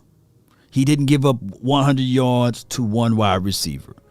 I get it. People will look back and will say, hey, he gave up a lot of yards, this and that. But his most yards given up was 81 against the Denver Broncos. He gave up 81 yards and he gave up 75. I'm talking about a collective. And there's argumentative about that against the Patriots. Now, when I'm trying to go at this off of memory, but the Saints play when he gave up that big chunkage of yards, I think is right in the 80s as well. It was garbage time stats. It was literally a dump off pass to, I think his name is Devontae Smith or something like that. Well, not Devontae Smith. Whatever that guy named for the Saints. Real short, shifty guy. He's wearing number 11. And he took it all the way to the house. But it was just in the dying minutes of the game. But that's flat out crazy, man. Dang, did I already have you? 908, this is you. 908. What's good? This is Swayze. What's good? What's good, Swayze, man? What's good, man? God dog, man, they hate Trayvon Diggs, man. Talk to me, man. Enjoy my vacation. I'm not gonna lie to you, I haven't been paying much attention this all season. Like I wanted to be sane coming into the season because I didn't want to be too mad after the Amari Cooper situation. But Trayvon Diggs, first of all, what's gonna be Trayvon Diggs' third year? Like he's going to his third year, right? Right. Yeah, like so now he's entering that stage where he's mentally smart as well as having that same instinct. He's gonna be an all-pro cornerback again. Other than that, I really don't see much expectations this year. To be honest with you, do you like AJ Terrell over Diggs? Nah, I like Diggs. Okay, I'm just trying to see where you was at. I like Diggs. The simple fact is because I like turnovers that can juvenate your offense. So yeah, like I like that type of you know what I'm saying. Like my favorite play was Air Reed, so I like those type of plays that make a huge difference, like playmakers, interceptions, stuff like that. But other than that, man, like I'm really focused on this season this year. Like I'm very interested on how we gonna come out because this is basically Mike McCarthy's make or break year. Like he has to take us to at least the NFC Championship this year, or it's not gonna work out. And I know people are probably thinking like NFC Championship at the same time. I'm looking at our roster. Our roster still isn't like our defense is looking elite. Offensive line's getting better with the first round pick. Only thing I'm worried about is probably the running back position. CMZ has that same burst, or he don't have to have that same burst, but at least he can maintain some sort of consistency through his running game. And also haven't seen Dak just play his game and not try to do too much. Like if we could do that, we can possibly sneak in the playoffs and do a little bit more damage because like most of these teams like this year are so evenly matched. Like I don't really see anyone like that's just more talented than the other. Mm-hmm. You right. So, but also it's gonna be hard too. I think I got 3 teams coming out the NFC East, to be honest with you. I think this year the NFC East is gonna be really, really strong. I think the Eagles is gonna be strong. Even I think the Commanders, like I think they're going to be strong. But I think they got Carson Wentz, right? I mean, all they needed was a decent quarterback, and now like they have that defense, they have that rush. You know what I'm saying? And like all they need was a decent defense. It's kind of like reminding me of the old Washington Redskins back in the day, where they'll have a really really good defense and just an okay offense. And the Eagles, of course, I think they're the most talented team right now in the NFC East from a talent standpoint. And the Giants are just the Giants; they trash. But other than that, like I think, it's gonna be a very interesting season. I just hope this year, like Cowboys fans in general, we don't have another Civil War. Like you know what I'm saying? Like every year, like I'll be seeing your comment section, it'd be like it's always like a civil war between each other. And it's like, bro, at the end of the day, we all want the same thing. We just like this year. I just hope like it's okay to be a homer, right? I just want us to be a little bit more realistic in terms of analyzing the game. Like, fans, I heard some dude earlier saying if Tom Brady had Dak Prescott weapons, he wouldn't go nowhere. Are you kidding me? Do you know what? Like, does he even know who Tom Brady is? He's the greatest of all time. He took people like what was his first Deion Branch. Deion Branch. I know you're gonna say that. Like that's what I'm saying. Like we can't we could be Cowboys fans, but we can't be unrealistic because when we start saying things like that, other NFL fans look at us as delusional because that's just not logical. Like, don't even put Tom Brady. But here's my stance. Here's my stance with Tom. Let's do this. I think the world of Tom Brady. I think that he earned his stripes beyond the first 3 Super Bowls. First 3 Super Bowls. If his career ended from there, then we can have those conversations. But when he got the Super Bowls in the latter part of his career, there's no way you can discount those things, right? But if I look at it like this, it wasn't Tom Brady isolated by himself. He had a damn good coach out of Bill Belichick, whether he cheated or not. The defense was top, and on top of that, they had a hellacious running attack with Corey Dillon, even with Lawrence Maroney, and that kicker, he'd never miss. I just look at it like this. If you pick up the situation of putting Tony Romo in with Bill Belichick, and I know that these are all, subjective thoughts right here, my God. But if you pick up Tony Romo and put him with Bill Belichick, do you think that Tony would at least have one Super Bowl ring? I think he would have at least one Super Bowl ring. He wouldn't have the same success as Tom because Tom has something that you just can't teach. He has that leadership instinct. Like I think if Tom didn't play football, he would be a multi-million dollar businessman. Like he has that. It's like it's a thinking man's game. Like quarterback isn't just talent. You have to think your way out of situations and make the right decisions. And I think they went hand in hand. I think Tom helped Bill and Bill helped Tom. Like I just think that we look at Tom and we see an unathletic person, right?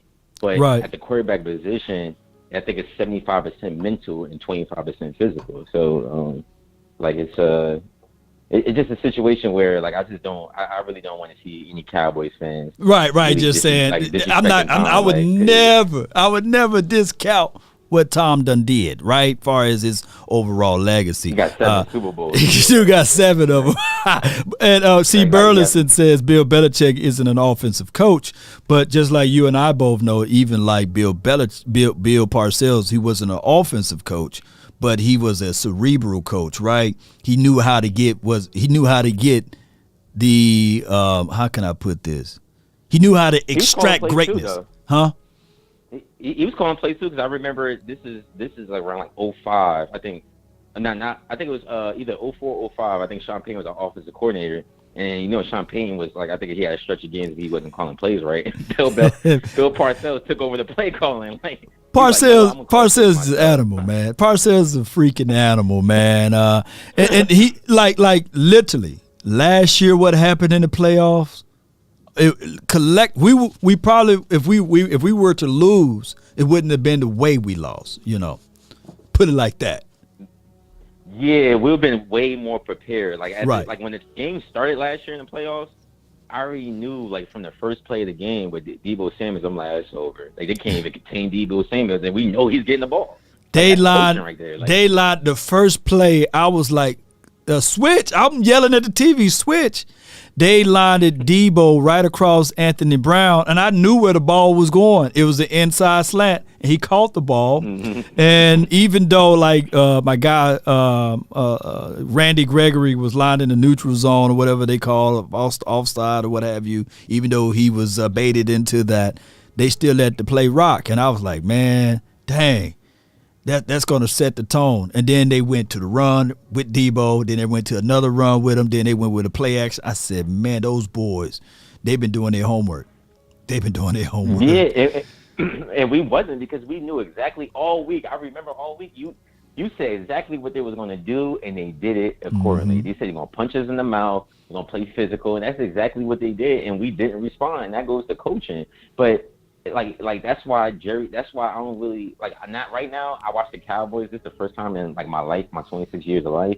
Right. I watch the Cowboys now for entertainment. Like, it's no different than the Game of Thrones now. I don't really take it to heart anymore, because I understand that now it's a business. Like, we are under the Jerry Jones era. I'm talking about the late Al Davis type Jerry Jones era, where now it's 100% business, it's marketing, and it's just great entertainment at the end of the day. Like, winning is not on the forefront of our organization. Like Jesse Holly says all the time, he's in the building. Like, it's a country club. They don't really care. Like, they care about the entertainment factors, how we look on Sunday Night Football, what's the storylines is, jersey sales, what's the entertainment inside the stadium, and then the actual, like, wins or losses. And I think that it would never change. It would never change, because, like, right now we have too many homers, right? That's being taken advantage of by Jerry Jones, because they're being sold something that, it's like selling crack to crackheads. Like, you know, not calling everybody crackheads, right. Like he's selling something that people crave each year, and people just look beside themselves and look in the mirror and just say, hey, it's not the NFL that's the problem, it's the Cowboys that's the problem, it's our management that's the problem, it's our owner that's the problem. I swear, like, we'll get changed. You know when we got changed and we got built for ourselves in 03? We went from the most worth franchise in the NFL to, I think, like 4th and 5th. When Jerry seen that and he felt like he couldn't get the new stadium, he was like, all right, now I gotta make great football decisions, and I gotta get somebody that can make great football decisions to get people tuned back in. So finances does change Jerry's way of handling football operations. Now I think that's how you make changes. Like, this year we can't be going to the stadium. You can't be. You know what I'm saying? Of course you gotta do it, because that's your basically your gig, basically. But like a normal person, like you can't be doing that, bro. Like, you can't be giving money to Jerry Jones, because you're giving money to the problem. They're throwing gasoline to the fire. Yeah, I think at this point, man, anything they touch is going to be successful outside of like with the football operations, you know. He's at that point right now. He's kind of like, what's that? Was it Paul? Was it Logan Paul? And what's those Paul brothers' name? Those boys that boxing. Logan and Jay Paul. Anything they touch right now on YouTube, or Mr. Beast. Mr. Beast can come and get the key to Dallas right now. If Mr. Beast do an episode downtown Dallas, anything, he can say, hey, I'm going to buy a handful of Skittles, and we're going to see if people can separate the colors less than a minute. You see what I'm saying? And that video would do 1 million views, right? 2 million views. So that is where Jerry Jones at. Anything he touches, you know, he can start selling, you know, backpacks or Skittles itself, and he'll make profit. So it's hard to change his mind, because he's in the winning formula, and it's just anything associated with the Cowboys, unfortunately. Yeah, because the way they're going about it now, like they doing the whole draft, like we're building from within. They should have did that in like 07 to 2010. Now it's changed. Like, people are in free agency now. People, like, the game has changed so much that the rules in the situation, like the rules change so much that you don't necessarily need really, really young players anymore, because, like, it's basically flag football, right? Throughout the regular season, like, people are not hitting as hard. You have more veterans out here making plays and making impacts on teams. And I think in the situation with the Cowboys, I think they still they so late to the party. They still think people are building franchises like 2010, 2011. But he needs to be building a championship team to how the Rams is building it, or the Buccaneers, or even like when the Packers was making a couple moves in free agency. Like the whole, I'm not getting nobody in free agency. I just want the clearance. I just want to go to the clearance section and get some cheap, some bag of Doritos for like 25 cents. You can't be doing that, bro. Like that's not how you win now. Like I don't really get it. Like, that's not how you man, win. man, it's a pleasure talking to you, man. Always bringing me some objective analysis content, man. I appreciate you, man.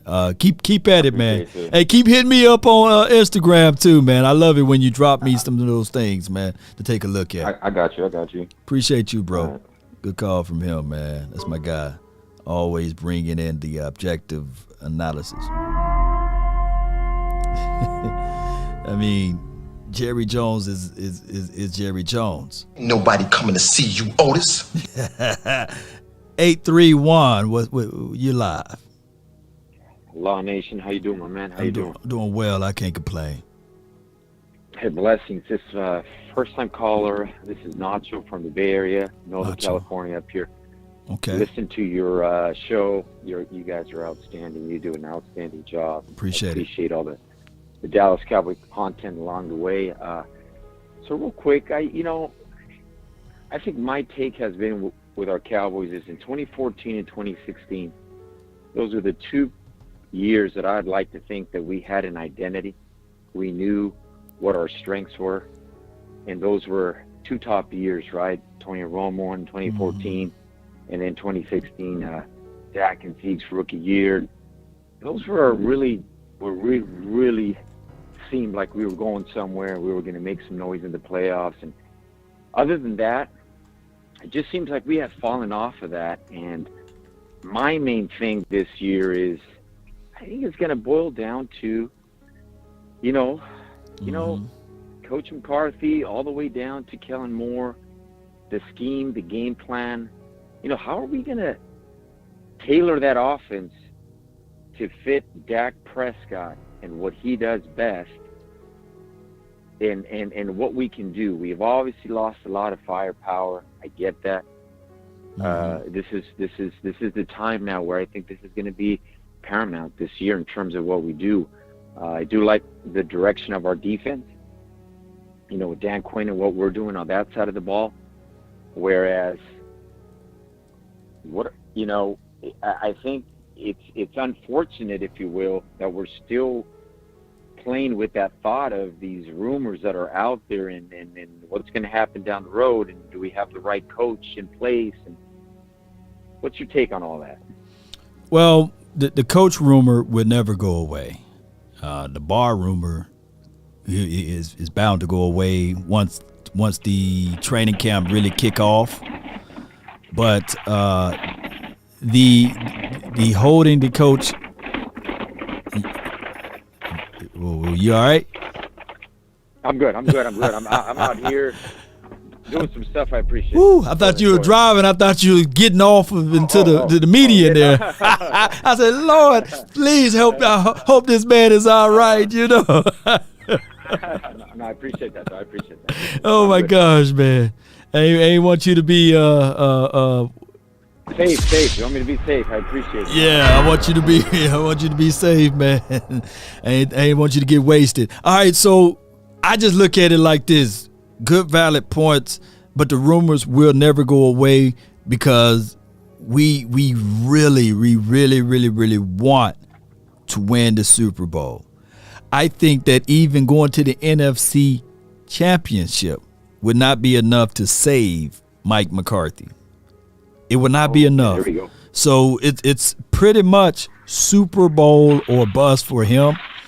And I really think that they will hold his feet to the fire with that because he's not Jerry Jones' number one choice. His number one choice at this time would be Sean Payton. His number two choice would be, in my opinion, Kellen Moore or Dan Quinn. I think that he's out on Mike McCarthy. I think that Stephen Jones is high on Mike McCarthy. So that's the civil war that they got within themselves.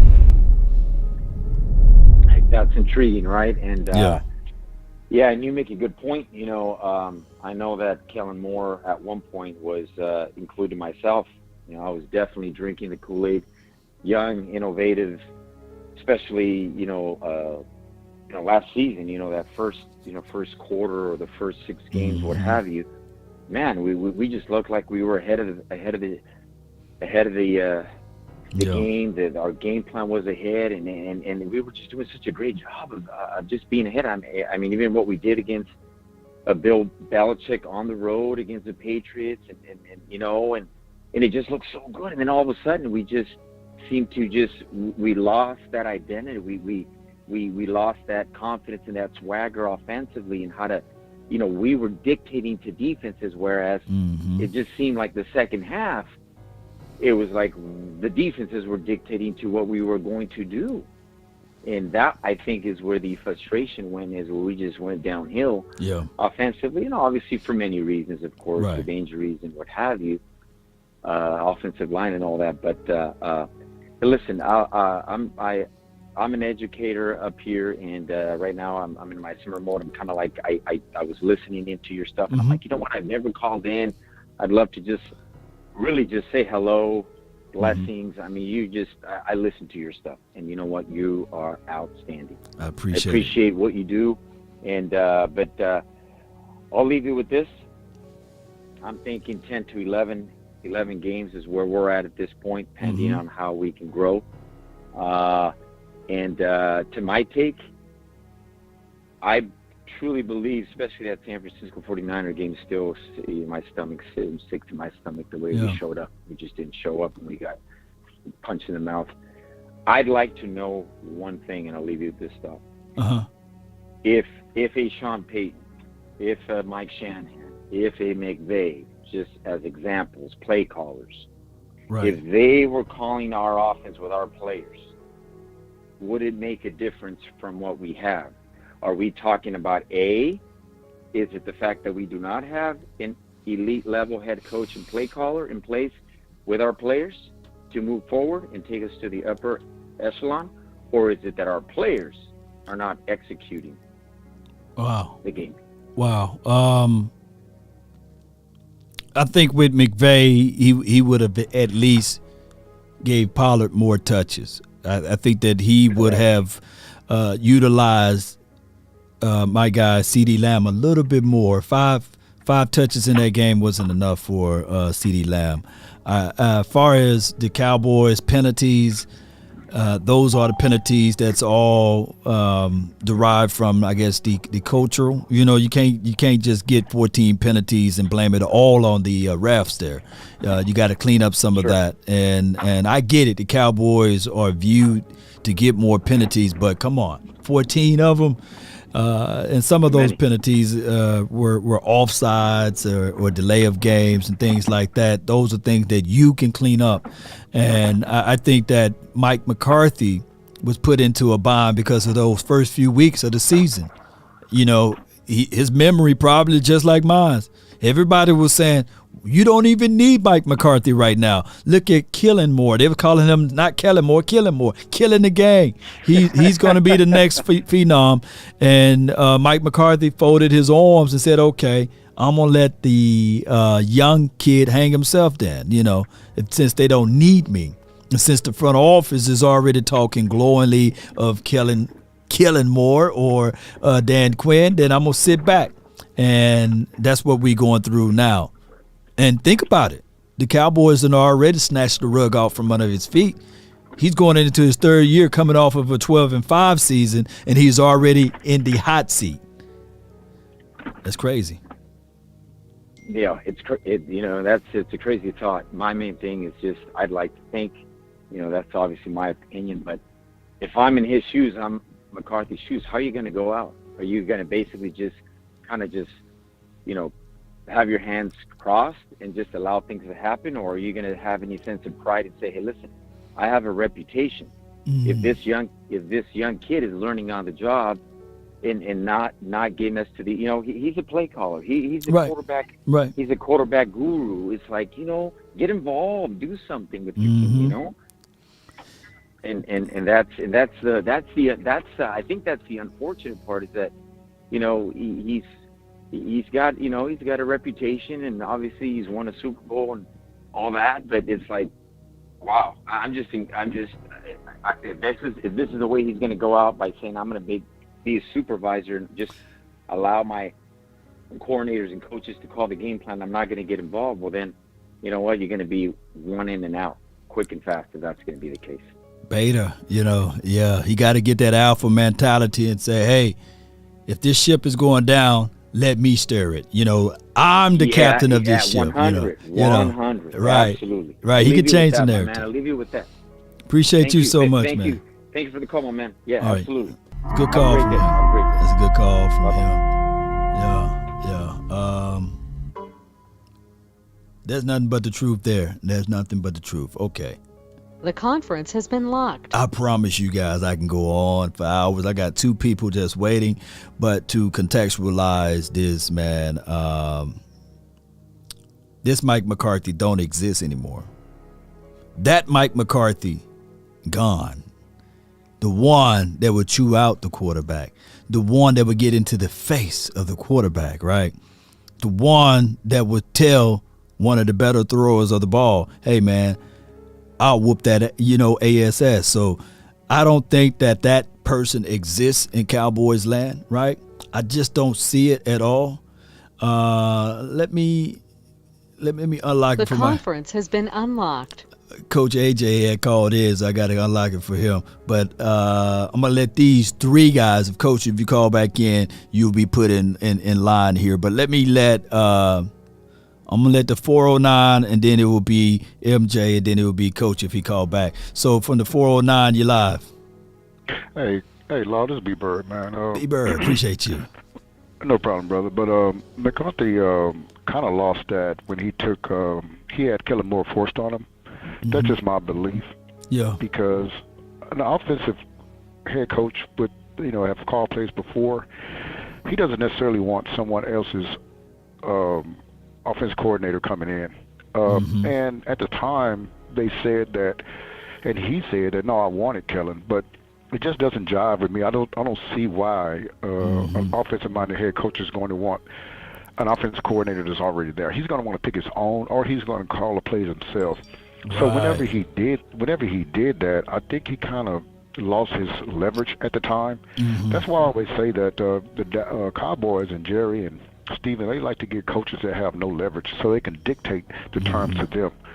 So whenever, and I've said this before on other shows, that if you think about the grand scheme of the thing, McCarthy was kind of thumbing his nose at the Joneses because he didn't get involved in it. He basically said that, hey, Kellen, you installed it, you're going to call it. What he's trying to say is, no, this is your boy wonder. Let him work himself out of it.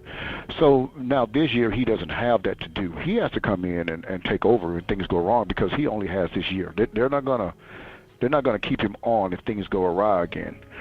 So one of the things I would say here is that I think I heard y'all on the final word. I think that's the name of it. I'm sorry. Yeah. But y'all were talking about Kellen's experience. And that's what it is. I think Kellen and Jason Gabbert was just brought on too quickly. Both of those guys were quarterbacks coaches, then offense coordinator. You start looking at a guy like Sean Payton's resume. I mean, this guy has been coaching for like junior colleges and smaller schools and offense quarterback coach. All these kind of different positions. And when you do that, you learn a lot along the way from people, obscure coaches, and then it's in your bag. And so when you come to the NFL, you have a bag of other things. Kellen and Garrett never had a bag or anything. And, so the thing about experience, it just doesn't come with just with age or just with time in. Or with knowledge. Or with knowledge. You can be the smartest person in the room, but if you don't have the experience, keep going, man. Boy, you preaching today. It's proper experience. Let me tell you why. My sister, man, is a surgical technician, and she's been doing it for 30 years. But if I want a surgery, I'm not going to her. I need a doctor. You get what I'm saying? Right. So just because you've been doing something for a long time, if you have not been around the prerequisite people that's going to give you great experiences and great knowledge, then so who does Kellen have to learn off of? He has no one. So he's leaning on his own understanding. And that's not good. And so he could be here 5 more years. That's why Jason Gavin never learned anything, because guess what? Y'all made him a quarterback's coach and then now an offense coordinator. He has no bag to go to. Jason don't even have a mentor to go to. Kellen doesn't either. No one. So no, you can keep Kellen here. The thing is this guy may have been good, but you rushed him along too fast, right? Just put him in a system, let him learn from some other offensive coordinators. This team is ready to win now. We ain't got time to grow with Kellen, man. And we don't even know if that growth's going to be right. And so what I'm saying is that's why I would rather to go get a proven offensive head coach, offensive coordinator in there, and then let Kellen learn under that if you want to. Let him be quarterback's coach for 5 more years, and then now he's getting it. Now he's learning it. You know what I'm saying? Yes, indeed. Oh, my God. And one thing, one more point I would like to make, man, and then you can comment on this, and I'm going to get off, and just comment on it if you don't mind. I am a big proponent of veteran leadership. I think that Bobby Wagner would have helped us immensely just by his have been there before, having the linebackers under him could have seen, hey, this is what a pro do. This is what a Super Bowl champion does. This is what nobody in Dallas can say. This is what a Super Bowl champion has done because they've never been there. Nobody can, nobody has said that. So you remember when Bill Parcells came here? He brought a few veterans in, they were kind of older guys. But what he did is he brought them in to set the culture. And what he wanted them to be in a room and say, no, this is what Bill wants. No, this is how you win. No, we've won this way before. And to set the culture. The Cowboys don't have that. And I thought Bobby Wagner would have been a great example of that. I think Barr can be that too. Now, Barr hasn't won, but he knows how to be a linebacker in this league. Could help Parsons out immensely. But I think what the Cowboys do, because they sign their own, they draft and sign their own, you just got everybody in there that really just knows the Cowboys' way. And that's been 26 years of no NFC championship game. I want somebody that's going to come in and break this culture up a little bit, because I think that's what our main issue is. We have a culture here that, hey man, if you when the last time we had a real alpha player on this team? Dez Bryant. Brian was really alpha. They don't want alpha players in here. Why? Because y'all pushing against what we're trying to do here. Well, what are you trying to do? You know what I'm saying? Are you trying to win? And the thing is that's why the Joneses, man, they've been the bane of my existence for that, because I don't know. I think they're more interested in being comfortable than they are saying, I want to be a little bit uncomfortable, we're going to win. Or I want to be comfortable playing with my toy. You know what I'm saying? And so that's just what it is. You remember when Bill left, Jerry said, I don't have to walk on eggshells again. Nothing wrong with some eggshells. Nothing wrong with eggshells. You need to walk on eggshells, owner, because that's what you are. And so, man, I just wanted to ask you if you could expound a little bit about veteran leadership. That's what I think this team needs. I think that's why we were in the 49ers game this year. McCarthy said we were a little nervous going into the game. No veteran leadership. Nobody has been there before. Nobody can come tell them, hey, man, it's going to be all right. I've been here before. No, we're going to be good, and calm the team down. And that's why we had that slow start. And that's why we was doing all these other things, because we have no veteran leadership there. But could you talk about that a little bit? I'm going to get off the line, brother. Most certainly. Appreciate you. When you pray for rain, you got to deal with the mud, too. That's B. Bird, man.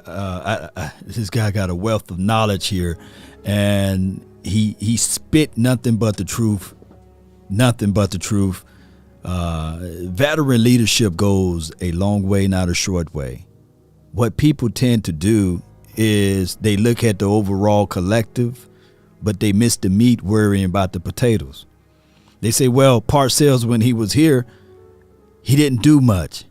No, he terraformed the team. You guys got to understand, the Cowboys were 5-11, 5-11, 5-11. You see, that just doesn't come from coaching. It comes from the morale, the players that's on the team. Right? So he had to come in, rip out the coaches, develop a new scheme and game plan, get some of the old ways out of it. Those that were privileged, he had to tell them goodbye. And this is my way now. You want to win games? It's going to be a struggle. You see, the thing is, what B. Bird is saying, it's just like a cultivator. A cultivator takes a piece of land that's desolate that things tend to not grow. He get his pickaxe out there and he began to break up that hard soil, right?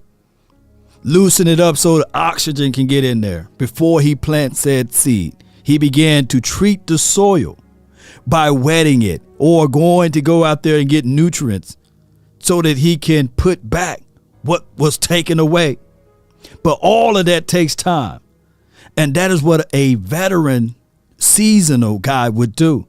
He's a cultivator. He's able to look at a situation and say, all right, I need to take resources here and apply it there. But what you do when you have a guy that don't have the experience, he would take said seed, and even if the ground is hard, he would throw the seed there and worrying about why it's not growing because he didn't do any cultivation. We need cultivation here in Dallas. Someone that can break up the hard soil, someone that can dig deep. And one thing I got to tell you guys, in order for the seed to grow, it must die first. And my only hope would be that last year, if Mike McCarthy understand anything about cultivation, is that the seed died in Kellen Moore. And then it started to grow down deep and hold and grab to the soil so that now he can grow. The wake-up call at our expense, right? That's the only hope, is that we can see, yeah, he understand. Run the ball. He understand. Set the tone. He understand. Stop getting too cute. Come on, baby. Let's go. Let's go with it. I got my guy here. MJ, man, you live from the 206. You in the mix. What's up, family? How you doing? I'm well, man. I'm good over here. Talk to me. What's going on your way? So this is what I got for you guys today. And it's going to hurt a lot of you guys. I'm going to tell y'all something. The report you got when you go debate them guys tonight, Law, you got the 27 years, how we dominated them. You got the half years, how we dominate them. And as a Cowboy fan that's been here, I've been on this earth 59 years. We got to stop making excuses, trying to blame the owner. Not Law Nation. It's like me and you, the owner. Right. Now, the first time through them 27 years, we used to overpay for play. And we still lost because they choked. Even when we had 94, what's the linebacker we had? You going way back in 1994, you know. No. I'm talking about the linebacker we had, number 94. You talking about DeMarcus Ware or you where era? Yeah, DeMarcus Ware. Right. And we thought we had a good defense. Right. When we played the Giants that year, and the Giants was 9-7, Cowboy fans, we had the number 1 seed. And I was sitting here watching the game with my friend. They said, man, why you so quiet? And man, I'm kind of nervous. I ain't worried about Romo. I'm worried about the stupid defense. Because they'll give up a big play when they ain't supposed to.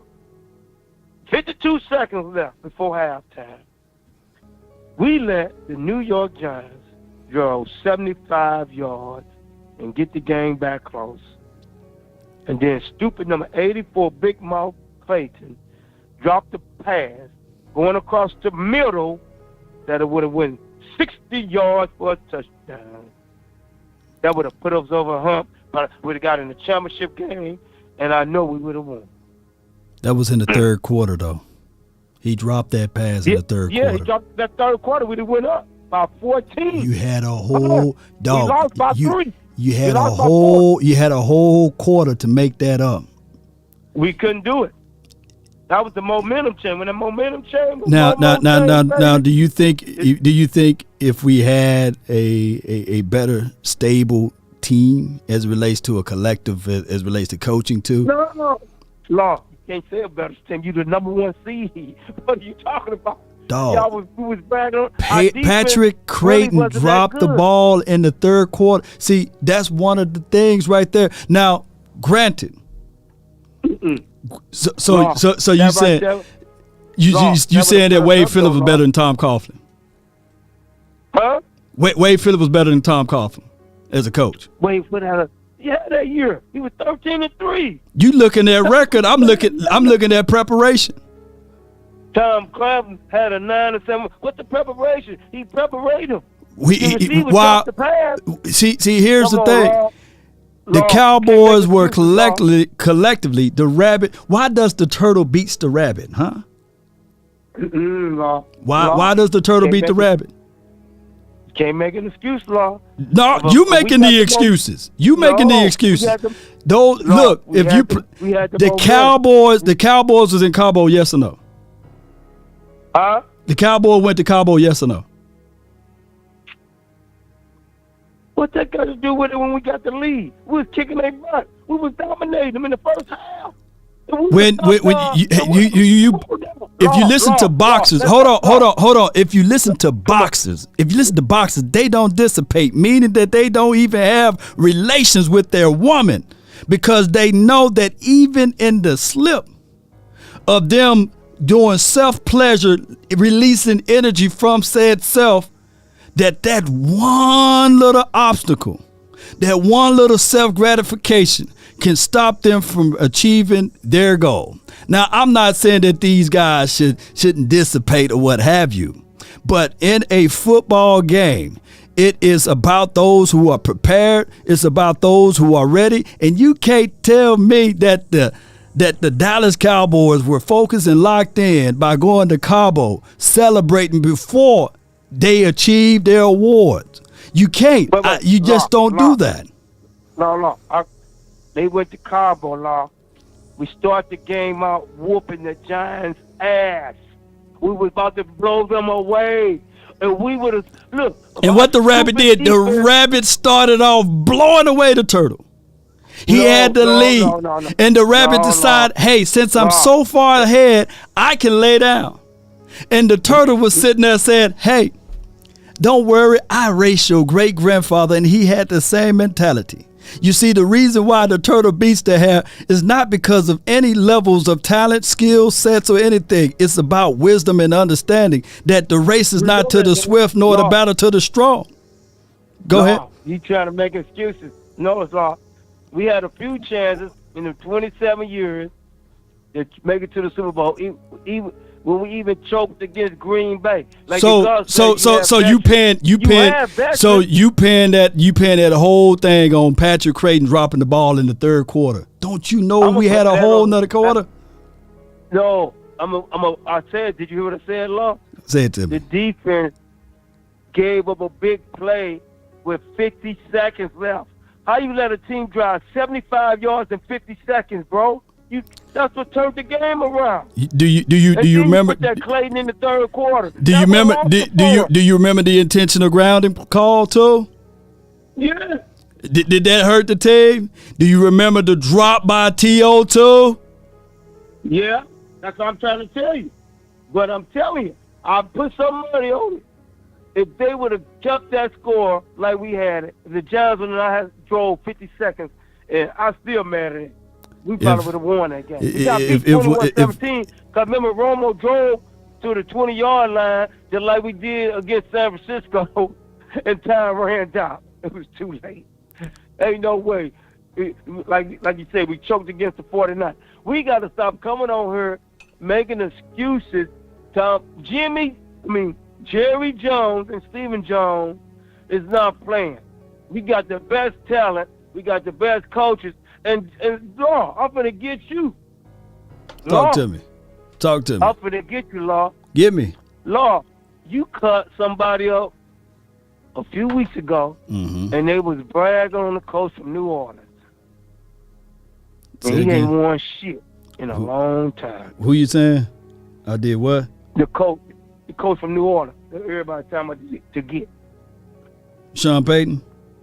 Sean Payton didn't won a goddamn thing. Now, Now me and you always talk about it. And Kellen Moore problem, he likes to throw the damn ball too much instead of running when we got the best fucking running back in the NFL. I'ma say it. We have the best running back in the National Football. We got thunder and lightning. Use the fucking halfback. Excuse my French. If you use the halfback, that's going to protect your quarterback. Use thunder and lightning. Sweep left, sweep right, throw screens. Come on, man. Don't be stupid. But Sean Payton had won, and I'm going to tell y'all something. If McCarthy, he got to be a coach. If, like I said, remember when you said, if I'm the coach, Jerry Jones, they telling me, no, I'll be in the hey, man, I'm running this. This is my team, and I'm trying to go to the Super Bowl. If Kellen Moore fucking up, I'm taking the play calling off. But those are things that we all know that Mike McCarthy, from what B. Bird just gave his analysis on, and what others gave their analysis on, we can look back at it now. We know that the Cowboys handpicked Kellen Moore to be this guy for this team. So it's kind of like this. At the end of the day, Jerry Jones is the owner of this team. And he is also the general manager, and his son is the person that's over the collective money. Now, it's been 27 years, going on 27 years, of us being not successful. Yeah. When the bill comes, I own this house that I'm in. They're not looking for my daughters. They're not looking for my cousins. If you come over, they're not looking for you. They're looking for me. You know what I'm saying? So at the end of the day, Jerry Jones is going to be the person they got to write the check off and pay off on the bill. So that's right. He can't escape it. What's good for the goose is good for the gander. So if the team is successful, he's successful. If the team is losing and being bad, he's losing and being bad. So that's just how it goes, unfortunately. And Law, and one more thing. You gotta, like we said, all the fans that listen to the Raw Nation Beautiful Network. Appreciate it. Fans, please stop coming over here. You gotta stop saying, at the end of the day, it's up to the players not to choke. That veteran guy, why they don't want the linebacker? They got a system. Our linebacker, our veteran that be on the sideline getting people ass that everybody thought wasn't going to be good, is our safety, number 27. That's our veteran with number 90. And number 11 say he taking over now. He ain't playing. So they don't want the old-ass linebackers. They know, why won't we play those $20 million and we still might get the same thing? No. Number 27 says, my team now. He said, this is my team. I'm going to go my way with number 90. Yeah. And number 11. They're my veterans. Yeah, here's how the veteran thing goes, MJ. Yeah. It's hard to put the toothpaste back into the tube. These guys, yes, they gained playoff experience last year, but it was at all expense. Mike McCarthy allowed Kellen Moore, you know, to steer the ship, but it's at all expense. You see, that's how it goes. There's no shortcuts. There's no shortcuts. There's no shortcuts. Let me say this again. There's no shortcuts to success, and there's no shortcuts to experience. Now, when the Kansas City Chiefs won their Super Bowl with Pat Mahomes, they went and got a veteran. His name was the Honey Badger. He did pick off the ball in that game. He did make a few plays in that game. It's all about bringing in somebody that can help, that been there before or played on big-time games and big-time levels. But hold on. Before I let you talk, now it's my turn to talk. This is the thing. Okay. The Cowboys front office said they don't need the Honey Badger because they have and they believe in Xavier Woods. And they felt that Xavier Woods was just as good as the Honey Badger. You know and I know that they don't hold accountable to each other. But from the front office mindset, they were saying that, hey, they believeth in their young talent, which there's nothing wrong with it, but what's good for the goose is good for the gander. When you pray for rain, you got to deal with the mud too. So when you say that, you got to understand and be accountable to when we don't get that. Now, I guarantee you this, MJ, When Tony Romo went to Cabo in 2007, he for damn sure didn't go to Cabo in 2014 because he knew better, because of experience. Yeah, but Lord, one more thing before you go to your next prayer. Curse is our leader. Everybody know that. True. You know that. We know that. True. The whole Cowboy nation. Curse is the leader. Now, we know that. That's why they brought him back. No doubt. That's smart. And the coach, the next coach, and I'm gonna tell y'all, that next coach, if McCarthy do go, that'll be Quinn. Because if you change up that defense again, them players gonna be sick. They want Quinn as their coach. If y'all go with your boy and he bringing another defensive coordinator, now we starting all over again. So Quinn better be the next coach if McCarthy gets fired. Which I think McCarthy is gonna shock y'all this year. Well, as a fan of this team, we all pray and hope that Mike McCarthy can shock us all. I'm rooting for the man. We was 12-5 last year. I think 12-5 is our floor. I think that Mike McCarthy can elevate these guys that's here to that level, but we'll find out because it's the area of the unknown. MJ, man, you've been a good call today, man. Hey, Nate, Law, I forgot to tell you. And don't make sure you put this when you debate them guys. What you talking about, Willis? You forgot that. Wait a minute, who's that? On the what's that little TV show when the guy? What you talking about, Willis? You don't remember that? No, I don't remember that one. Oh yeah, you gotta look that up. I think that's one of them shows. Little Arnold. I would definitely look that up, man. The parting words from you, man, before I let you go. And all I gotta say, how about them Cowboys? Let's get it. That's my guy, MJ, man. Oh my gosh, man. He's a defender of it all, man. I appreciate what he's saying though, but what's good for the goose is good for the gander. You know, you got different strokes. I'm gonna have to look that up. You got to take the rain, and then you're gonna have to understand that the mud will come too.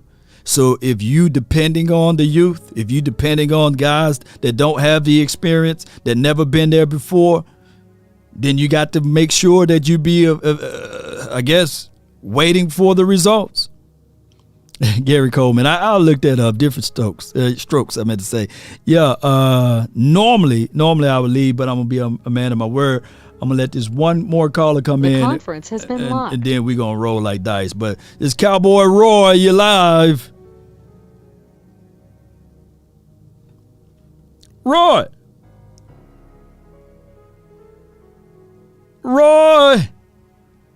Cowboy Roy. Hello. Ah, well, he was the last caller today. Maybe. Goodbye. Oh, my gosh. This was an unbelievable episode, but I got to do this right here. It's Mr. Nasty Time. It's Mr. Nasty Time.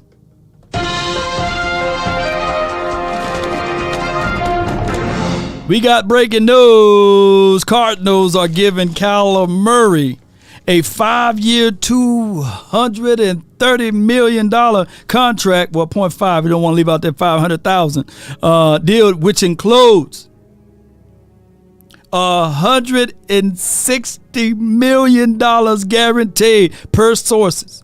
It gives Murray the second highest paid QB average of a $46.1 million.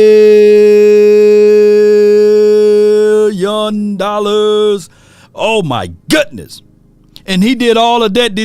Look, I get it, right? Kyler Murray last year started off hot, you know, until I think Hopkins, when he got hurt or what have you, he disappeared. And then they still beat the Cowboys, by the way.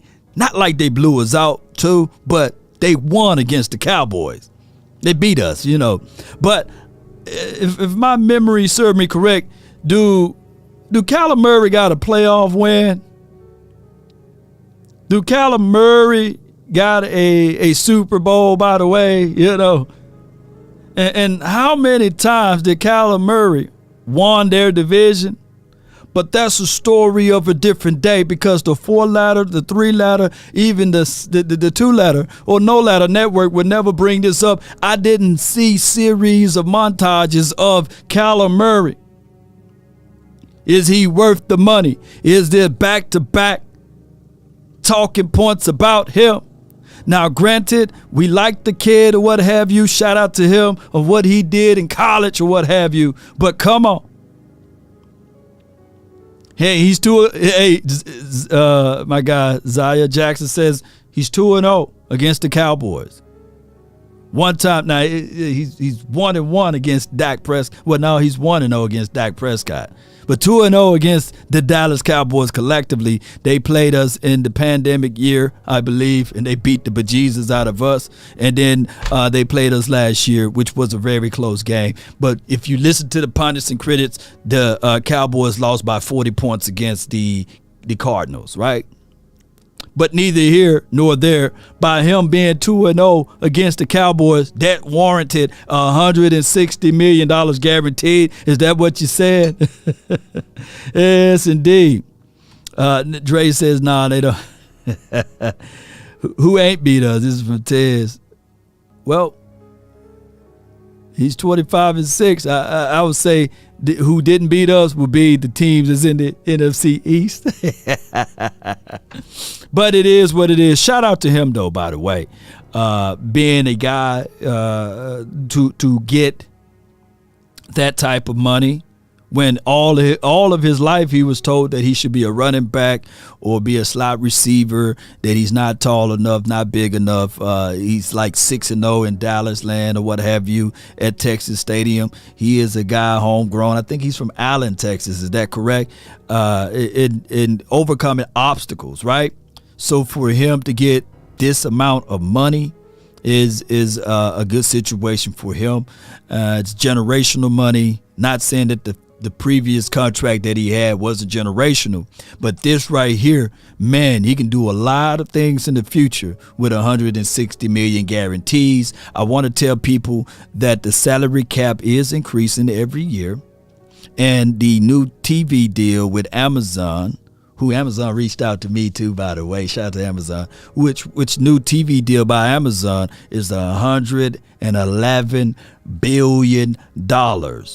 Let me repeat, $111 billion. Now, Amazon, man, can y'all just slide your homie, man, 500,000. You see that 230.5? Just give me that 5 right there. Y'all can give me $500,000, Amazon. You know, they say thou shall decree a thing and it shall be established. So I'm speaking it to existence. Give me 500,000, man. I'll work on the other 500,000. I need me $1 million contract deal, Amazon. You know, maybe we can split it. You know, but shout out to him, man. That little shrimp got paid. Yeah, Jackson, you right. He got paid. So let me know. William says, I will be living like a king with 500K. Yeah, I would too, man. That's Amazon there. Hello, Amazon. You calling me?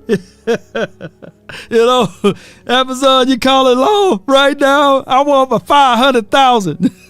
Come on, pick up, baby. Come on, man. Look, the price is going to go up next year. You better pick me up now. Because next year it's going to be $1 million. So you better lock me in to 500,000, Amazon. Oh, my gosh, man.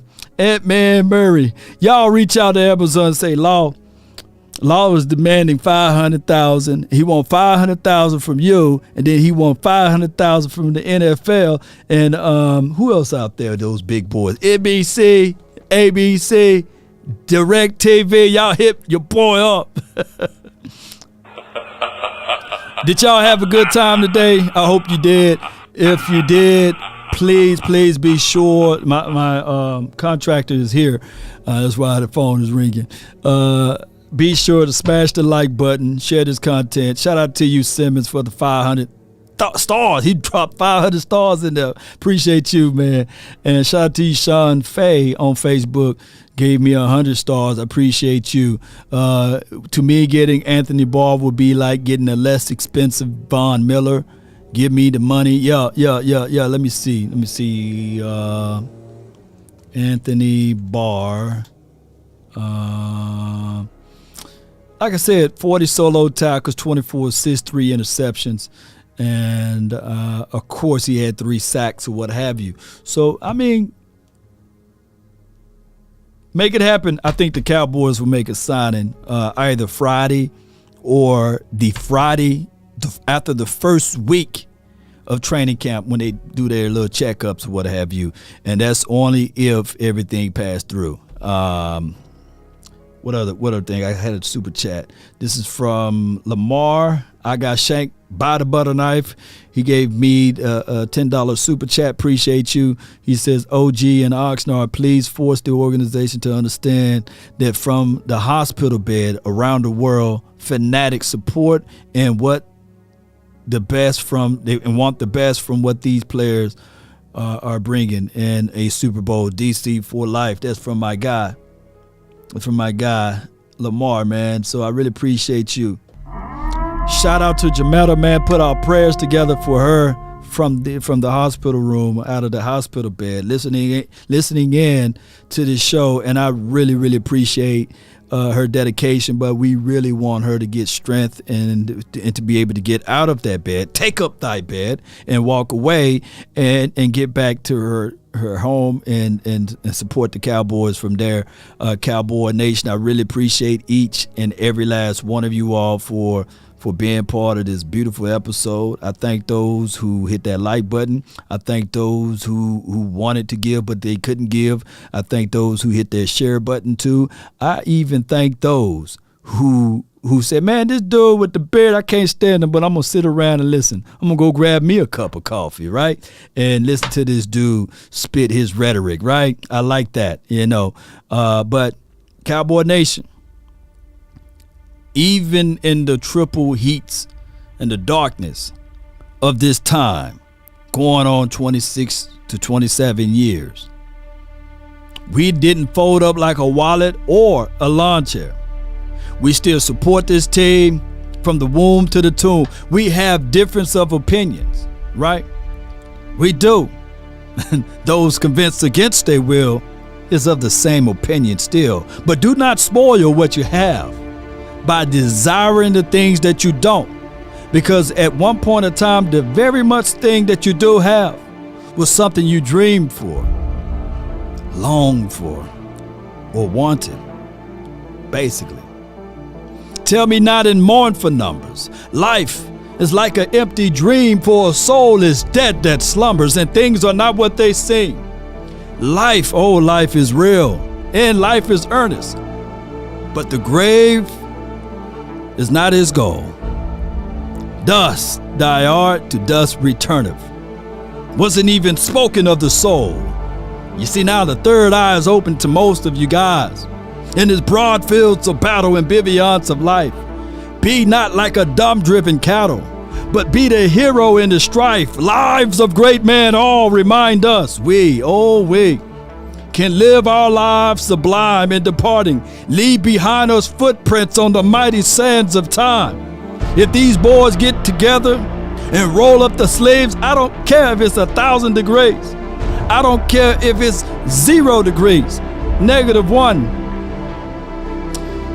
If you want a thing bad enough to go out there and fight for it, to give up your time and your peace and your sleep for it, if all of your desires of it makes you quite mad enough that you don't get tired of it, and it makes you hold all of the things tawdry and cheap, if life itself seems empty and useless without it, and all that you scheme and dream is about it, if you will gladly go out there and sweat for it, fret for it, plan for it, and don't go to Cabo for it.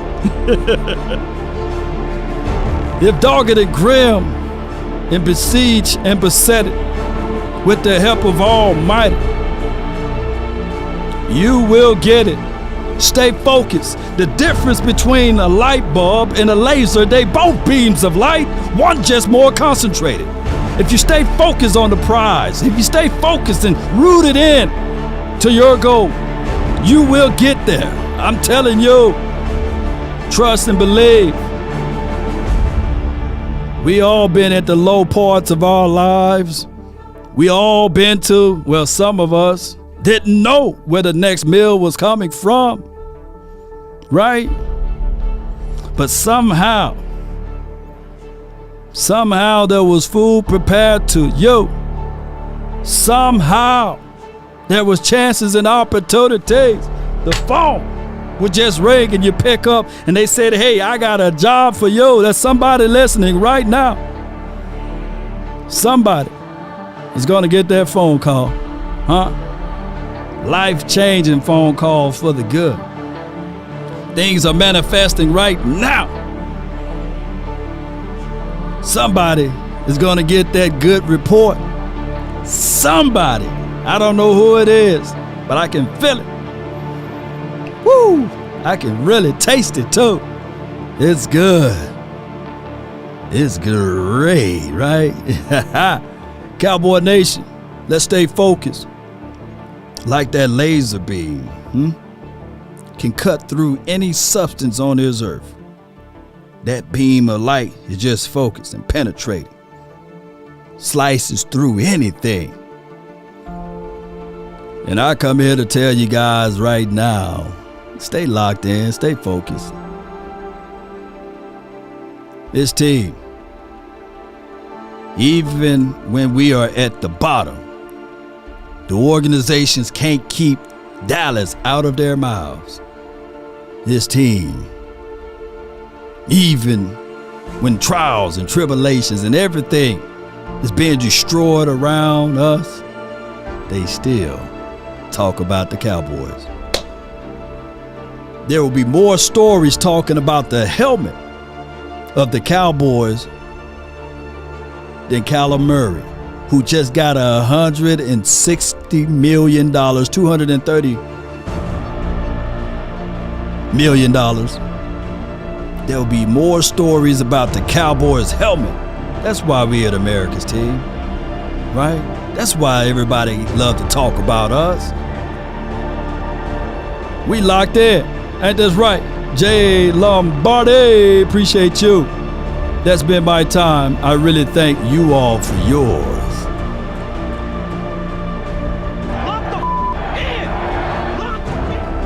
Remember, you're listening to nothing, and I mean absolutely nothing but the best. Roll credits, baby.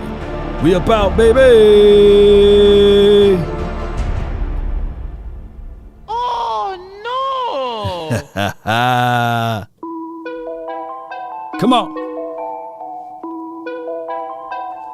Let's get it. Shout out to you, Val. Appreciate you, Funk. And Keith Woody, J Lombardi, QBO 88, Big E. Come on. Salute to the super chats, man. Appreciate you guys so much for that. Let's go. Just roll with it. Shout out to you, Warren Duncan. Come on. Still young, but I move like a new deal to my lawyer. If you're down in my management, come on, Hill, I see you. Look at Lisa. Yeah. Have a date with Lisa. Shout out to you, Barry Griffin. Let me see some flames in the chat, baby. I'm gonna give everybody a shout out right here that made the support. Michael Autry, appreciate you. Jay Lombardi, thank you. Tavis Banks, appreciate you. Paul Smith, 24/7 Cowboy, and Lamar. I got shanked by the butterfly. Come on. Turn me up. I got paid to play today. I get paid to stay away. I get paid on rainy days. I might make it rain today. I got paid off pain today. Thought it'd take the pain away. Shout out to you, Cross. In my own lane, finger roll. I would never sell my only soul. Never. Heard your whole team was for sale. All right. Heard this on the market for the low. Who the realest? We might never know. All this acting, you go play a role. The realest. Come on. They sign you up, try you out, and then they line you up. Ooh. Now you're looking hungry, ribs are touching, need some food. Get to gaming, appreciate you. Boy, get out Happy birthday to Miss Vance. That's what we got. Happy birthday to you. Shout out to Rob Vance, by the way. If you're watching and you have not hit that like button, come on. What you doing with yourself? Come on. Let's slow it down just a little bit. But before we do that, come on. Lean forward, haters, just a little bit. Right there. Come on. Let's slow it down, baby. One love, baby. Shout out to you, iRock. Thank you, C. Clark in the house. Shout out to Dr. C yesterday. Let's get on up out of here, baby. Come on. Shout out to Cowboys Experience too, by the way. Be sure to check them out this season. Take a drag, baby. Bring me out and then Pro Shop. Let's go. Yeah. Take a bite of my burger, babe. Save the last bite for you. And you. Don't let the street lights lead you all alone. You know it's dangerous. Shout out to Jay Lombardi too. And Jay Worthy. Jay Lombardi won his lawsuit. Let's give him a round of applause, man.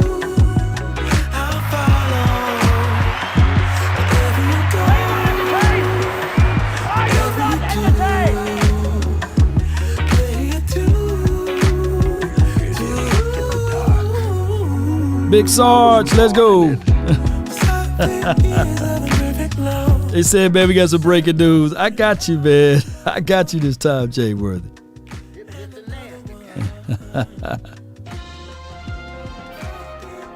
We answered, I talked stuff, I thought we had it, but it goes to show you who's a better team, and I'm sticking Cowboys. You're crying. I'm hurt. I love my Eagles. I don't believe it. You gonna flap the hat one more time for the Eagles for the hard fight they did? Let's go Birds, fly, Eagles fly, still Super Bowl chance for now. Doggo, y'all wrong for that, man. Having me to do that, man. Yo, man, y'all wrong for that, man. Let's turn it back up.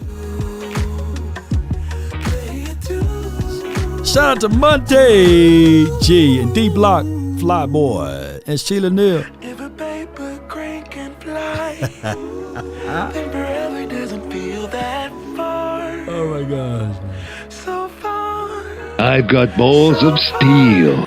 If a paper crane can fly, all the haters suck. Doesn't feel that far. So far, so far.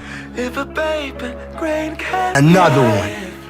Fly on, fly on, fly on, fly on, fly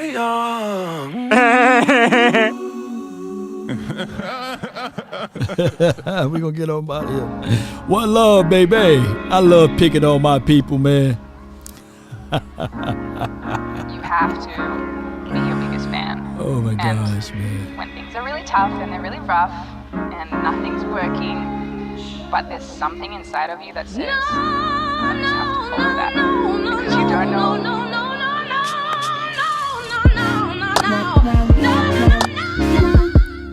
Execute Order 66. Come on, baby. Nobody coming to see you, Otis. You're not that guy, pal. Trust me. You're not that guy.